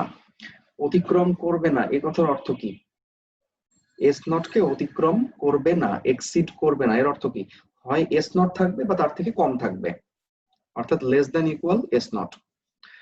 আচ্ছা, the spacing S naught shall not exceed মানে লেস দ্যান ইকুয়াল হবে 1, 2, 3 এবং 4। আমি একটু আগে যেটা ব্যাখ্যা করলাম সেটা, চারটার মধ্যে যেটা ছোট সেইটা। The length l not shall not be less than 1, 2, 3, মানে এই তিনটা ক্রাইটেরিয়া থেকে আমরা যে মানটা পাই তার থেকে কখনো ছোট হবে না। Shall not be less than, ছোট হবে না এ কথার অর্থ কি? বড় হবে বা তার থেকে সমান হবে, অর্থাৎ গ্রেটার দ্যান অর ইকুয়াল, তাই না? সো সব কথাই কিন্তু মিলে যাচ্ছে, L naught is greater than equal এই তিনটা, এখানে সেটাই বলতেছে L not shall not be less than 1, 2, 3। ACI code আর কি এইভাবে লেখে আর কি, ঠিক আছে। আচ্ছা, the first tie shall be located not more than s/2 from the joint face. This is another important piece of information, যে জয়েন্ট ফেস থেকে প্রথম যে টাই বারটা আমরা দিব সেটার স্পেসিং আরো কম হইতে হবে, অর্থাৎ s0/2 হইতে হবে, ঠিক আছে। এই যে এখানে দেখানো আছে যে প্রথম যে টাই বারটা হবে জয়েন্টের নিচে, এটা হচ্ছে s0/2 ডিস্টেন্স বা তার থেকেও কম ডিস্টেন্সে হইতে হবে। সে s0 হচ্ছে কত, সে কথার কথা s0 হচ্ছে 4 ইঞ্চি, তাহলে 2s0 কত হবে 8 ইঞ্চি, তার মানে এইখানে স্পেসিং হচ্ছে 8 ইঞ্চি, এইখানে হচ্ছে কত 4 ইঞ্চি, কিন্তু এইখানে কিন্তু হইতে হবে আরো কম, মানে কত 2 ইঞ্চি হইতে হবে বা তার থেকেও কম। ক্লিয়ার? নিচেও সেম, সাপোর্ট থেকে প্রথম টাইবার হচ্ছে s0/2 ডিস্টেন্সে অবস্থিত হবে। আচ্ছা, joint reinforcement shall conform to ACI code এত, মানে এসিআই কোডের 6.4.9 এই সেকশন অনুসারে জয়েন্ট রিইনফোর্সমেন্ট গুলো দিতে হবে। কনফর্ম টু মানে হচ্ছে এটা মেনে চলবে আর কি। আর জয়েন্ট রিইনফোর্সমেন্ট মানে হচ্ছে যে বিম এবং কলাম যেখানে মিট করে এই যে এই জায়গার মধ্যে রিইনফোর্সমেন্ট। সো জয়েন্ট রিইনফোর্সমেন্ট আসলে আমাদের আলোচ্য বিষয় না, সো সেদিকে আমি যাচ্ছি না, আমি শুধুমাত্র রেফারেন্সটা দিলাম। আর লাস্ট একটা কথা হচ্ছে যে tie spacing shall not exceed 2s0 throughout the length of the column, মানে কলামের টোটাল লেন্থ জুড়ে কোনো অবস্থাতেই কিন্তু টাই বারের স্পেসিং 2s0 কে অতিক্রম করতে পারবে না। শ্যাল নট এক্সিড তার মানে কি less than or equal 2s0 হইতে হবে, মানে এটা হচ্ছে একদম ম্যাক্সিমাম। এই যে less than or equal 2s0 মিলছে, মানে কোনো অবস্থাতেই এই 2s0 থেকে বেশি হওয়া যাবে না, এর সমান বা এর থেকে কম হইতে হবে। আচ্ছা ঠিক আছে, সো এই হচ্ছে মোটামুটি আমাদের কলাম ডিজাইনের প্রসিডিওর, ঠিক আছে। এখন আমরা দেখব হচ্ছে একটা কলামকে যখন আমরা অ্যানালাইসিস বা ডিজাইন করি তখন অ্যানালাইসিস বা ডিজাইন করার সময় আমরা কিছু জিনিসকে সবসময় সঠিক বলে ধরে নিব বা ধরে নিয়ে থাকি, যাকে কিনা বলা হয় অ্যাজাম্পশন। কোনো একটা জিনিস নিয়ে কাজ করার আগে আমরা যে জিনিসগুলোকে একদম ধ্রুব সত্য বলে ধরে নেই তাকেই বলা হয় হচ্ছে অ্যাজাম্পশন। সো কলাম ডিজাইনের জন্য কি কি অ্যাজাম্পশন আমরা করে থাকি সেটা আমরা এখন দেখব, ঠিক আছে।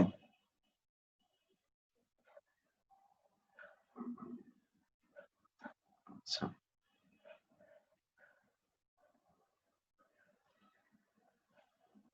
এখানে আমরা দেখতে পাচ্ছি আই হোপ যে design assumptions for columns according to ACI code. Okay, so this is very important, ঠিক আছে। আমি সবাইকে একটু মনোযোগ দিতে বলছি আর কি, যে নাম্বার ওয়ানটা হচ্ছে যে strain in concrete and steel is proportional to the distance from the neutral axis. Proportional কথার অর্থ হচ্ছে সমানুপাতিক, আর সমানুপাতিক কথার অর্থ হচ্ছে যে একটা বাড়লে আরেকটা বাড়বে, একটা কমলে আরেকটাও কমবে, ঠিক আছে। অর্থাৎ এখানে বলা হচ্ছে যে কনক্রিট এবং স্টিলের যে বিকৃতি স্ট্রেন, স্ট্রেন কথার অর্থ হচ্ছে বিকৃতি, আবার বিকৃতি মানে হচ্ছে কি দৈর্ঘ্য পরিবর্তন ডিভাইডেড বাই আদি দৈর্ঘ্য, change of length divided by initial length, তাকেই বলা হয় স্ট্রেন। সো যাই হোক, বিকৃতিটা হচ্ছে কার সমানুপাতিক, proportional to the distance from the neutral Axis, মানে নিউট্রাল অ্যাক্সিস থেকে ডিস্টেন্সের সমানুপাতিক। তার মানে ডিস্টেন্স যত বাড়বে তত বিকৃতি বাড়বে, ডিস্টেন্স যত কমবে তত বিকৃতি কমবে। এটার সঙ্গে আমরা সবাই খুব ভালো মতো পরিচিত আছি, হয়তোবা শুধু একটু মনে করায় দিতে হবে আমাকে। আপনারা সবাই দেখছেন যে এতদিন ধরে বিভিন্ন বিম সেকশন বা কলাম সেকশনের পাশে কিন্তু এরকম একটা ডায়াগ্রাম আমরা সবাই দেখছি, তাই না? এই যে এরকম ডায়াগ্রাম দেখেন না এমন কেউ আছেন? এটা সবাই দেখছেন তাই না, একাধিকবার দেখছেন। 331 এও দেখছেন, তারপরে আমার যে কোর্স 333 এখানেও দেখছেন। সো এখানে দেখেন যে এইটা হচ্ছে কি নিউট্রাল অ্যাক্সিস, তাই না? নিউট্রাল অ্যাক্সিসের ডিস্টেন্স, এটা হচ্ছে নিউট্রাল অ্যাক্সিস। অর্থাৎ নিউট্রাল অ্যাক্সিসের এখানে এই সেকশনের মধ্যে টেনশনও থাকবে না, আবার কম্প্রেশনও থাকবে না, এই বরাবর এই জায়গাটাতে। উপরে গেলে আমরা পাচ্ছি কম্প্রেশন, নিচে আসলে আমরা পাচ্ছি টেনশন। সো দেখেন যে নিউট্রাল অ্যাক্সিস থেকে আমরা যত দূরে যাচ্ছি যেমন আমরা এখন আছি এখানে, সে আমরা অল্প একটু দূরে গেলাম, তাহলে কম্প্রেসিভ স্ট্রেন কতটুকু পাচ্ছি আমরা? মাত্র এতটুকু। যদি আমরা আরেকটু দূরে যাই, ডিস্টেন্সটা যদি আমরা বাড়াই, তাহলে কিন্তু স্ট্রেনটা বেড়ে গেছে, দেখছেন অনেক বেশি হয়ে গেছে। যদি আমরা নিউট্রাল অ্যাক্সিস থেকে আরো ডিস্টেন্স বাড়াই, তাহলে কি স্ট্রেন আরো বাড়বে, এবং সর্বোচ্চ একদম এক্সট্রিম ফাইবারে গেলে, সর্বোচ্চ ডিস্টেন্সে গেলে কিন্তু কম্প্রেসিভ স্ট্রেনটাও ম্যাক্সিমাম হবে, তাই না? আবার সেম ভাবে নিচে আসলেও কিন্তু যত আমরা নিউট্রাল অ্যাক্সিস থেকে দূরে আসছি তত কিন্তু স্ট্রেন বাড়তেছে। তার মানে আমরা এটা খুব সহজেই বুঝতে পারতেছি যে strain is proportional to the distance from the neutral axis. Distance, DIST, distance. ঠিক আছে? আচ্ছা, নাম্বার 2 হচ্ছে যে equilibrium of forces and strain compatibility must be satisfied. This is another important thing. ফোর্সের ইকুইলিব্রিয়াম এবং স্ট্রেনের কম্প্যাটিবিলিটি অবশ্যই স্যাটিসফাই করতে হবে, বা কি ফুলফিল হতে হবে, পরিপূর্ণ হতে হবে। ফোর্সের ইকুইলিব্রিয়াম বা বলের সাম্যাবস্থা, এখন এখানে বল কোথায় আছে এবং সাম্যাবস্থা কোথায় আছে? আমরা কি জানি যে এখানে একটা টোটাল কম্প্রেসিভ ফোর্স আমরা পাবো, তাই না? কনক্রিটের টোটাল কম্প্রেসিভ ফোর্স সি, আর স্টিলের total tensile force T. Equilibrium of forces এর দ্বারা বোঝাচ্ছে হচ্ছে যে ইকুইলিব্রিয়াম অফ ফোর্সেস মানে হচ্ছে c is equal to t, এটা হচ্ছে ইকুইলিব্রিয়াম অফ ফোর্সেস। আর স্ট্রেন কম্প্যাটিবিলিটি, কম্প্যাটিবিলিটি শব্দের অর্থ হচ্ছে সামঞ্জস্যতা। কম্প্যাটিবল মানে সামঞ্জস্য, আর কম্প্যাটিবিলিটি মানে সামঞ্জস্যতা। তার মানে বিকৃতিগুলো সামঞ্জস্যপূর্ণ হইতে হবে। অর্থাৎ কোনো একটা পয়েন্টে বা কোনো একটা মানে কলামের কোনো একটা অংশে স্টিলের বিকৃতি যতটুকু হবে, ঠিক তার আশেপাশের কনক্রিটের বিকৃতিও ঠিক ততটুকুই হইতে হবে।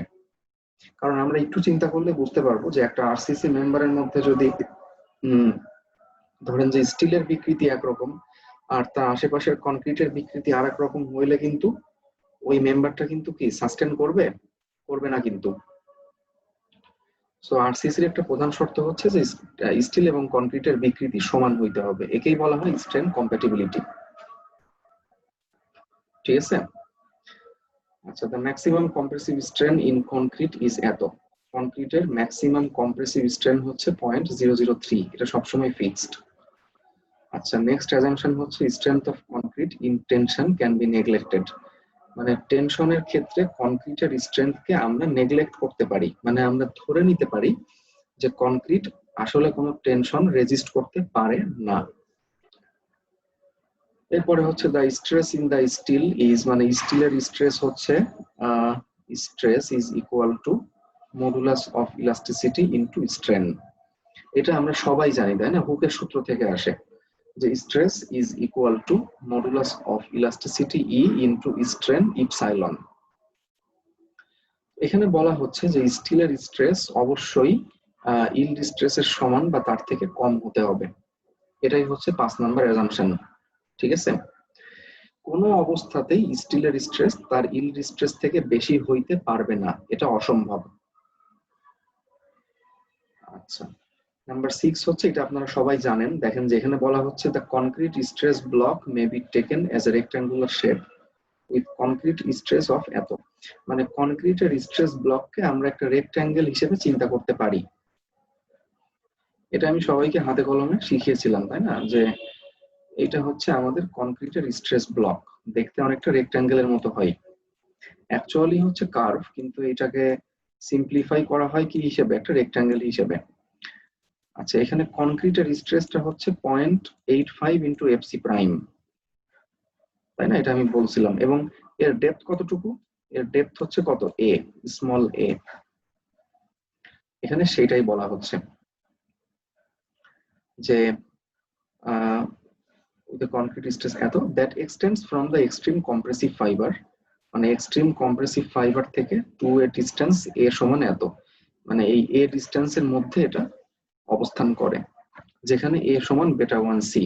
আবার সি মানে কত? Distance to the neutral axis, আর বেটা 1 হচ্ছে এত। বেটা 1 নিয়ে কিছুই বলার দরকার নেই, কারণ বেটা 1 এর শর্তগুলো আমরা জানি। সো কনক্রিট স্ট্রেস ব্লকটাই হচ্ছে 6 নাম্বার অ্যাজাম্পশন। আর লাস্ট অ্যাজাম্পশন হচ্ছে একদম সহজ, যে এফসি প্রাইম এর মান যখন 4000 পিএসআই থেকে প্রতি 1000 পিএসআই বাড়তে থাকে, তখন বেটা 1 কি হয়, প্রতি 1000 পিএসআই এর জন্য 0.05 করে কমতে থাকে, এবং এটা কোনো অবস্থাতেই 0.65 এর নিচে হবে না বা 0.65 থেকে কম হবে না। এটা আমরা সবাই জানি, তাই না? স্ল্যাব ডিজাইনের সময় একাধিকবার দেখে আসছি। সো এই হচ্ছে মোটামুটি কলাম ডিজাইনের 7টা ক্রাইটেরিয়া, বা সরি 7টা অ্যাজাম্পশন।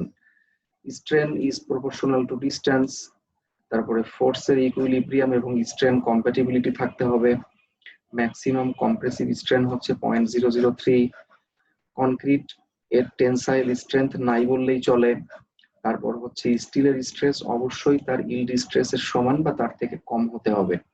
এখানে একটা ইনফরমেশন আমি দিয়ে রাখি, ছোট্ট একটা ইনফরমেশন, সেটা হচ্ছে কোনো একটা স্টিল যখন ফেল করে বা কোনো একটা স্টিল যখন ভেঙে যায়, তখন তার মধ্যে স্ট্রেসের পরিমাণ হয় হচ্ছে ইল্ড স্ট্রেসের সমান। ঠিক আছে? স্টিল ভেঙে গেলে কত হয়? এফএস সমান এফওয়াই হয়। আর স্টিল যদি না ভাঙে বা ফেল যদি না করে, বা যদি স্টিলটা ইল্ড না করে, সেক্ষেত্রে সবসময় FS is less than FY. আচ্ছা, 6 নাম্বার অ্যাজাম্পশন হচ্ছে যে কনক্রিটের স্ট্রেস ব্লক নিয়ে, কনক্রিটের স্ট্রেস হচ্ছে এত, এটা ইউএসডি মেথডের জন্য সবসময় এইটা। আর কনক্রিট স্ট্রেস ব্লকের ডেপথ এ হচ্ছে বেটা 1 ইন্টু সি, যেখানে সি এত, বেটা 1 এত। আর লাস্ট অ্যাজাম্পশনটা হচ্ছে যে বেটা 1 0.05 করে কমতে থাকে। এই তো, তাহলে এই হচ্ছে আমাদের অ্যাজাম্পশন। ঠিক আছে? আচ্ছা, ইন্টারঅ্যাকশন ডায়াগ্রাম আমরা অলরেডি দেখিয়ে ফেলছি, যে ই সমান 0 হইলে হচ্ছে axial load capacity P not, যদি ই সমান ইনফিনিটি হয়, মানে ইসেন্ট্রিসিটি যদি অসীম হয়, সেক্ষেত্রে কি হয়? লোড সমান 0, পি সমান 0, সেক্ষেত্রে কলামের মোমেন্ট ক্যাপাসিটি হচ্ছে এম নট।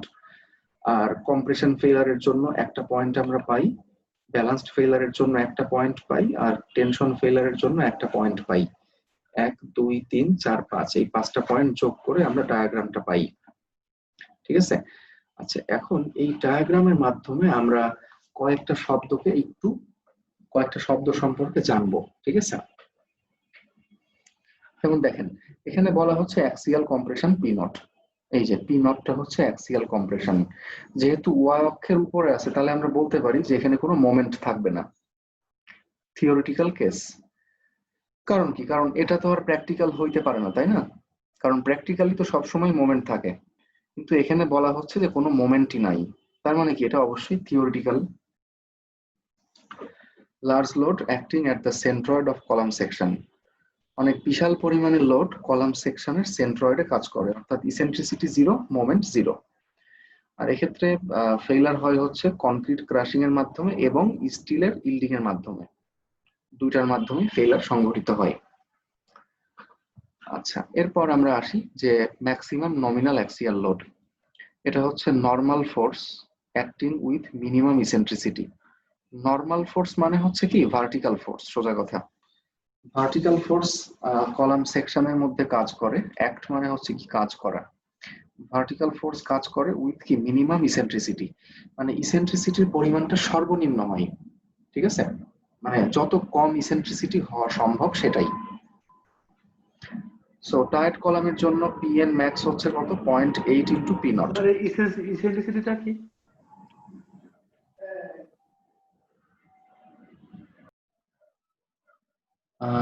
আচ্ছা, টাইট কলামের জন্য ম্যাক্সিমাম নমিনাল লোড হচ্ছে 0.8 ইন্টু পি নট, আর স্পাইরাল কলামের জন্য 0.85 ইন্টু পি নট। এখানে একটা ব্যাপার আপনারা খেয়াল করছেন কিনা আমি জানি না, যে এখানে এই যে 0.8 আর 0.85, এটা কিন্তু আসলে আর কিছু না, ইসেন্ট্রিসিটি ফ্যাক্টর, আলফা এর মান। ঠিক আছে? টাইট কলামের জন্য আলফা এর মান কত ছিল? 0.8, আবার স্পাইরালের জন্য ছিল 0.85, আমরা দেখে আসছি, তাই না? অর্থাৎ অ্যাক্সিয়াল লোডকে যদি আমরা ইসেন্ট্রিসিটি ফ্যাক্টর দ্বারা গুণ করি, তাহলে আমরা পাবো হচ্ছে ম্যাক্সিমাম নমিনাল অ্যাক্সিয়াল লোড। ঠিক আছে? আমি দেখাই একটু, এর আগের লেকচার যদি আমরা দেখি, যে এই যে আমরা মানে কলাম ডিজাইনের যে সমীকরণ লিখতেছিলাম, ধরেন যে এইটা তো আমাদের সমীকরণ ছিল, তাই না? এটাই ছিল। সো এখানে এই যে এতটুকু যে অংশ, এইটা হচ্ছে কি আসলে অ্যাক্সিয়াল লোড, মানে যদি লোডটা একদম সেন্টারে থাকে, কলাম সেকশনের সেন্টারে থাকে, সেক্ষেত্রে এটা হচ্ছে axial load capacity P not, এটাকে আমরা বলতে পারি পি নট। সো পি নটের সঙ্গে যদি আমরা শুধুমাত্র আলফা গুণ করি, ইসেন্ট্রিসিটি ফ্যাক্টর আলফা, সেক্ষেত্রে আমরা কি পাবো? ম্যাক্সিমাম নমিনাল অ্যাক্সিয়াল লোড, তাই না? আচ্ছা, ওকে। সো আর এখানে কলামটা ফেল করে কিভাবে? কনক্রিট ক্রাশিং এর মাধ্যমে অথবা স্টিলের ইল্ডিং এর মাধ্যমে, যে কোনো একটা। আচ্ছা, কম্প্রেশন ফেলার, দিস ইজ ইম্পর্টেন্ট। কম্প্রেশন ফেলার মানে হচ্ছে ফেল করবে কনক্রিট, সোজা কথাই। আর কম্প্রেশন কখন হবে? যখন অ্যাক্সিয়াল লোডটা অনেক বেশি থাকবে। Large axial load acts at a small eccentricity, eccentricity কম হবে এবং অ্যাক্সিয়াল লোড অনেক বেশি হবে, ঠিক আছে? তখন হচ্ছে কম্প্রেশন ফেলার হয়। আর load varies from P N max to P B, মানে ব্যালান্সড লোড, এবং ব্যালান্সড লোড হচ্ছে পিবি, আর ম্যাক্সিমাম লোড হচ্ছে, মানে ম্যাক্সিমাম নমিনাল লোড হচ্ছে পিএন ম্যাক্স। সো কম্প্রেশন ফেলারের জন্য অ্যাক্সিয়াল লোডের মানটা এই পিবি আর পিএন ম্যাক্স এর মধ্যে যে কোনো একটা মান হয় আর কি। এটা আমরা ক্লিয়ারলি আরেকটু পরে বুঝতে পারবো, ঠিক আছে? আচ্ছা, এরপরে হচ্ছে failure occurs by crushing of concrete. Concrete crushing এর মাধ্যমে ফেইলার হয়। স্ট্রেন থাকে হচ্ছে 0.003, আর টেনশন স্টিলের স্ট্রেসটা হচ্ছে FS is less than FY. Tension স্টিলের স্ট্রেসটা হচ্ছে ইল্ড স্ট্রেস থেকে কম থাকে। আমি আবারও সবাইকে বলি যে আমি একটু আগেই কিন্তু বলে আসছি যে কোনো একটা স্টিল যখন ফেল করবে বা ভেঙে যাবে, তখন তার স্ট্রেস হচ্ছে ইল্ড স্ট্রেসের সমান থাকে। আর যদি ভেঙে না যায় বা ফেল না করে, সেক্ষেত্রে স্টিলের স্ট্রেস সবসময় ইল্ড স্ট্রেস থেকে কম থাকে। সো এটা তো কম্প্রেশন ফেইলার, তাই না? এখানে তো আর স্টিল ফেল করবে না। যদি স্টিল ফেল না করে, তার মানে কি স্টিলের স্ট্রেস ইল্ড স্ট্রেস থেকে কম থাকবে, ঠিক আছে? আর স্ট্রেস কম থাকা মানে হচ্ছে স্ট্রেনও কম থাকবে, অর্থাৎ ইল্ড স্ট্রেন থেকে যে অ্যাকচুয়াল স্ট্রেনটা কম থাকবে, ঠিক আছে? আচ্ছা, আর এই কম্প্রেশন ফেইলারের ক্ষেত্রে নমিনাল লোড হচ্ছে ব্যালান্সড লোড থেকে বড়, আর ইসেন্ট্রিসিটি হচ্ছে ব্যালান্সড ইসেন্ট্রিসিটি থেকে কম। এটা আমরা আরেকটু পরে বুঝতে পারবো, হয়তো এখন সবাই ক্লিয়ার বুঝতে পারতেছেন না, পরে আমরা বুঝতে পারবো। আচ্ছা, এখন হচ্ছে টেনশন ফেইলার। টেনশন ফেইলারটা হচ্ছে কম্প্রেশন ফেইলারের ঠিক অপোজিট। অর্থাৎ কম্প্রেশন ফেইলারে কি ছিল, যে অ্যাক্সিয়াল লোড ছিল অনেক বড় আর ইসেন্ট্রিসিটি ছিল স্মল। এখন হচ্ছে উল্টা, ইসেন্ট্রিসিটি হবে বড় আর অ্যাক্সিয়াল লোড হবে হচ্ছে স্মল। আর ইসেন্ট্রিসিটি বড় মানে কি? মোমেন্টও বেশি হবে, আর মোমেন্ট বেশি হওয়া মানে কি? ফেল করবে কে? স্টিল। আর যেহেতু স্টিল ফেল করে, সেহেতু স্টিলের স্ট্রেসটা হচ্ছে ইল্ড স্ট্রেসের সমান। জাস্ট এইটা খুব সিম্পলি মাথায় রাখবেন যে স্টিল যদি ফেল করে, সাধারণত টেনশন স্টিল যদি ফেল করে, সেক্ষেত্রে স্টিলের স্ট্রেস ইল্ড স্ট্রেসের সমান হয়। আর স্টিলের যে স্ট্রেন, সেটা আবার ইল্ড স্ট্রেন থেকে বেশি হয়। এটা কতটুকু হয় এটা আমরা জানি না আর কি, ঠিক আছে? আচ্ছা, কনক্রিটের স্ট্রেন সবসময় সেম 0.003। আর কম্প্রেশন ফেইলারের জন্য কি ছিল? ব্যালান্সড লোড থেকে নমিনাল লোডটা বড় ছিল। টেনশন ফেইলারের জন্য উল্টা হবে, nominal load is less than balanced load. আচ্ছা, আর এখানে ই লেস দেন ইবি ছিল, এখানে হবে উল্টা, ই গ্রেটার দেন ইবি। সো এই যে আমরা বারবার বলছি ব্যালান্সড লোড, ব্যালান্সড ইসেন্ট্রিসিটি, এখন আমরা দেখি যে আসলে what is balanced condition. Balanced condition হচ্ছে, a balanced condition is reached when compressive strain in concrete reaches 0.003 and strain in tension steel reaches yield strain simultaneously. Simultaneously কথার অর্থ হচ্ছে যুগপতভাবে বা একই সময়ে, একই সাথে। তার মানে কি?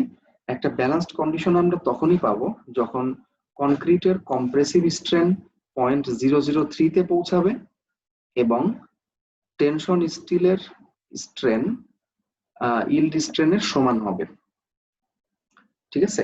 কনক্রিটের কম্প্রেসিভ স্ট্রেন 0.003 হবে এবং টেনশন স্টিলের স্ট্রেন ইল্ড স্ট্রেনের সমান হবে একই সঙ্গে। যদি এমন হয় সেক্ষেত্রে আমরা বলতে পারি যে ওই কলামটা হচ্ছে ব্যালান্সড কন্ডিশনে ফেল করেছে বা ব্যালান্সড কন্ডিশনে আছে, বা অন্যভাবে বলতে গেলে ব্যালান্সড ফেইলার হয়েছে। ঠিক আছে, এটাকে খুব সিম্পলি মনে রাখেন যে ব্যালেন্স মানে কি, দুটার মধ্যে ব্যালেন্স থাকবে, মানে স্টিলও ফেল করবে আবার কনক্রিটও ফেল করবে একই সাথে। আচ্ছা, এখানে দেখেন যে এখানে দেওয়া আছে যে এটা হচ্ছে কি ইল্ড স্ট্রেন। ইল্ড স্ট্রেন সমান yield stress divided by modulus of elasticity, তাই না? কারণ আমরা আমাদের কাছে একটা জিনিস তো সবসময় ক্লিয়ার, সেটা হচ্ছে স্ট্রেস হচ্ছে ছোট হাতের F, stress is equal to modulus of elasticity E into strain epsilon. এটা আমরা সবাই জানি, তাই না? তার মানে আমরা কি বলতে পারি, ইল্ড স্ট্রেস সমান modulus of elasticity into yield strain. তার মানে ইল্ড স্ট্রেন সমান কত হয়, ইপসাইলন ওয়াই সমান কত হয়,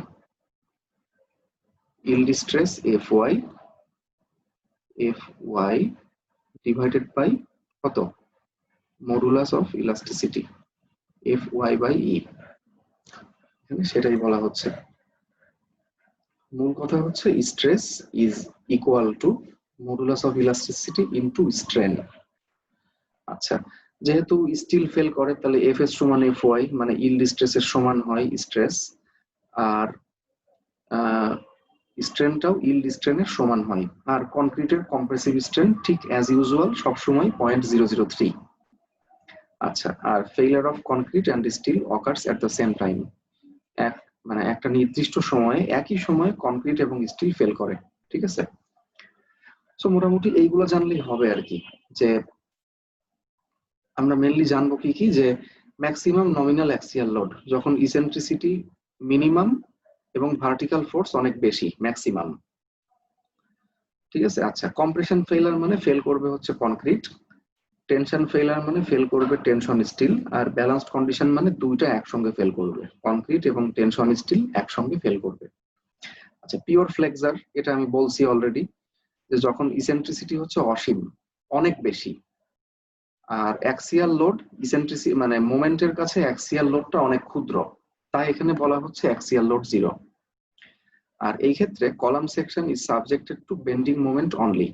এখানে একটা ভাইবার কোশ্চেন আমি বলে দিচ্ছি সবাইকে, যে যখন কোনো একটা সেকশন শুধুমাত্র বেন্ডিং মোমেন্টে থাকে, সাবজেক্টেড টু বেন্ডিং মোমেন্ট, তার মানে শুধুমাত্র বেন্ডিং মোমেন্টে আছে, কোনো তার উপরে কোনো শিয়ার ফোর্স নাই বা অন্য কোনো অ্যাক্সিয়াল ফোর্স নাই, এমন কোন সেকশনের ক্ষেত্রে এটাকে বলা হয় হচ্ছে পিওর বেন্ডিং অথবা পিওর ফ্লেক্সার। তাহলে যদি জিজ্ঞাসা করে যে পিওর বেন্ডিং বা পিওর ফ্লেক্সার বলতে কি বুঝো, তাহলে আমরা কি বলবো, যে যখন কোনো একটা সেকশনের উপরে শুধুমাত্র বেন্ডিং মোমেন্ট কাজ করে আর অন্য কোনো কিছু নাই, কোনো ফোর্স নাই, তখন তাকে বলা হয় পিওর বেন্ডিং বা পিওর ফ্লেক্সার। ঠিক আছে,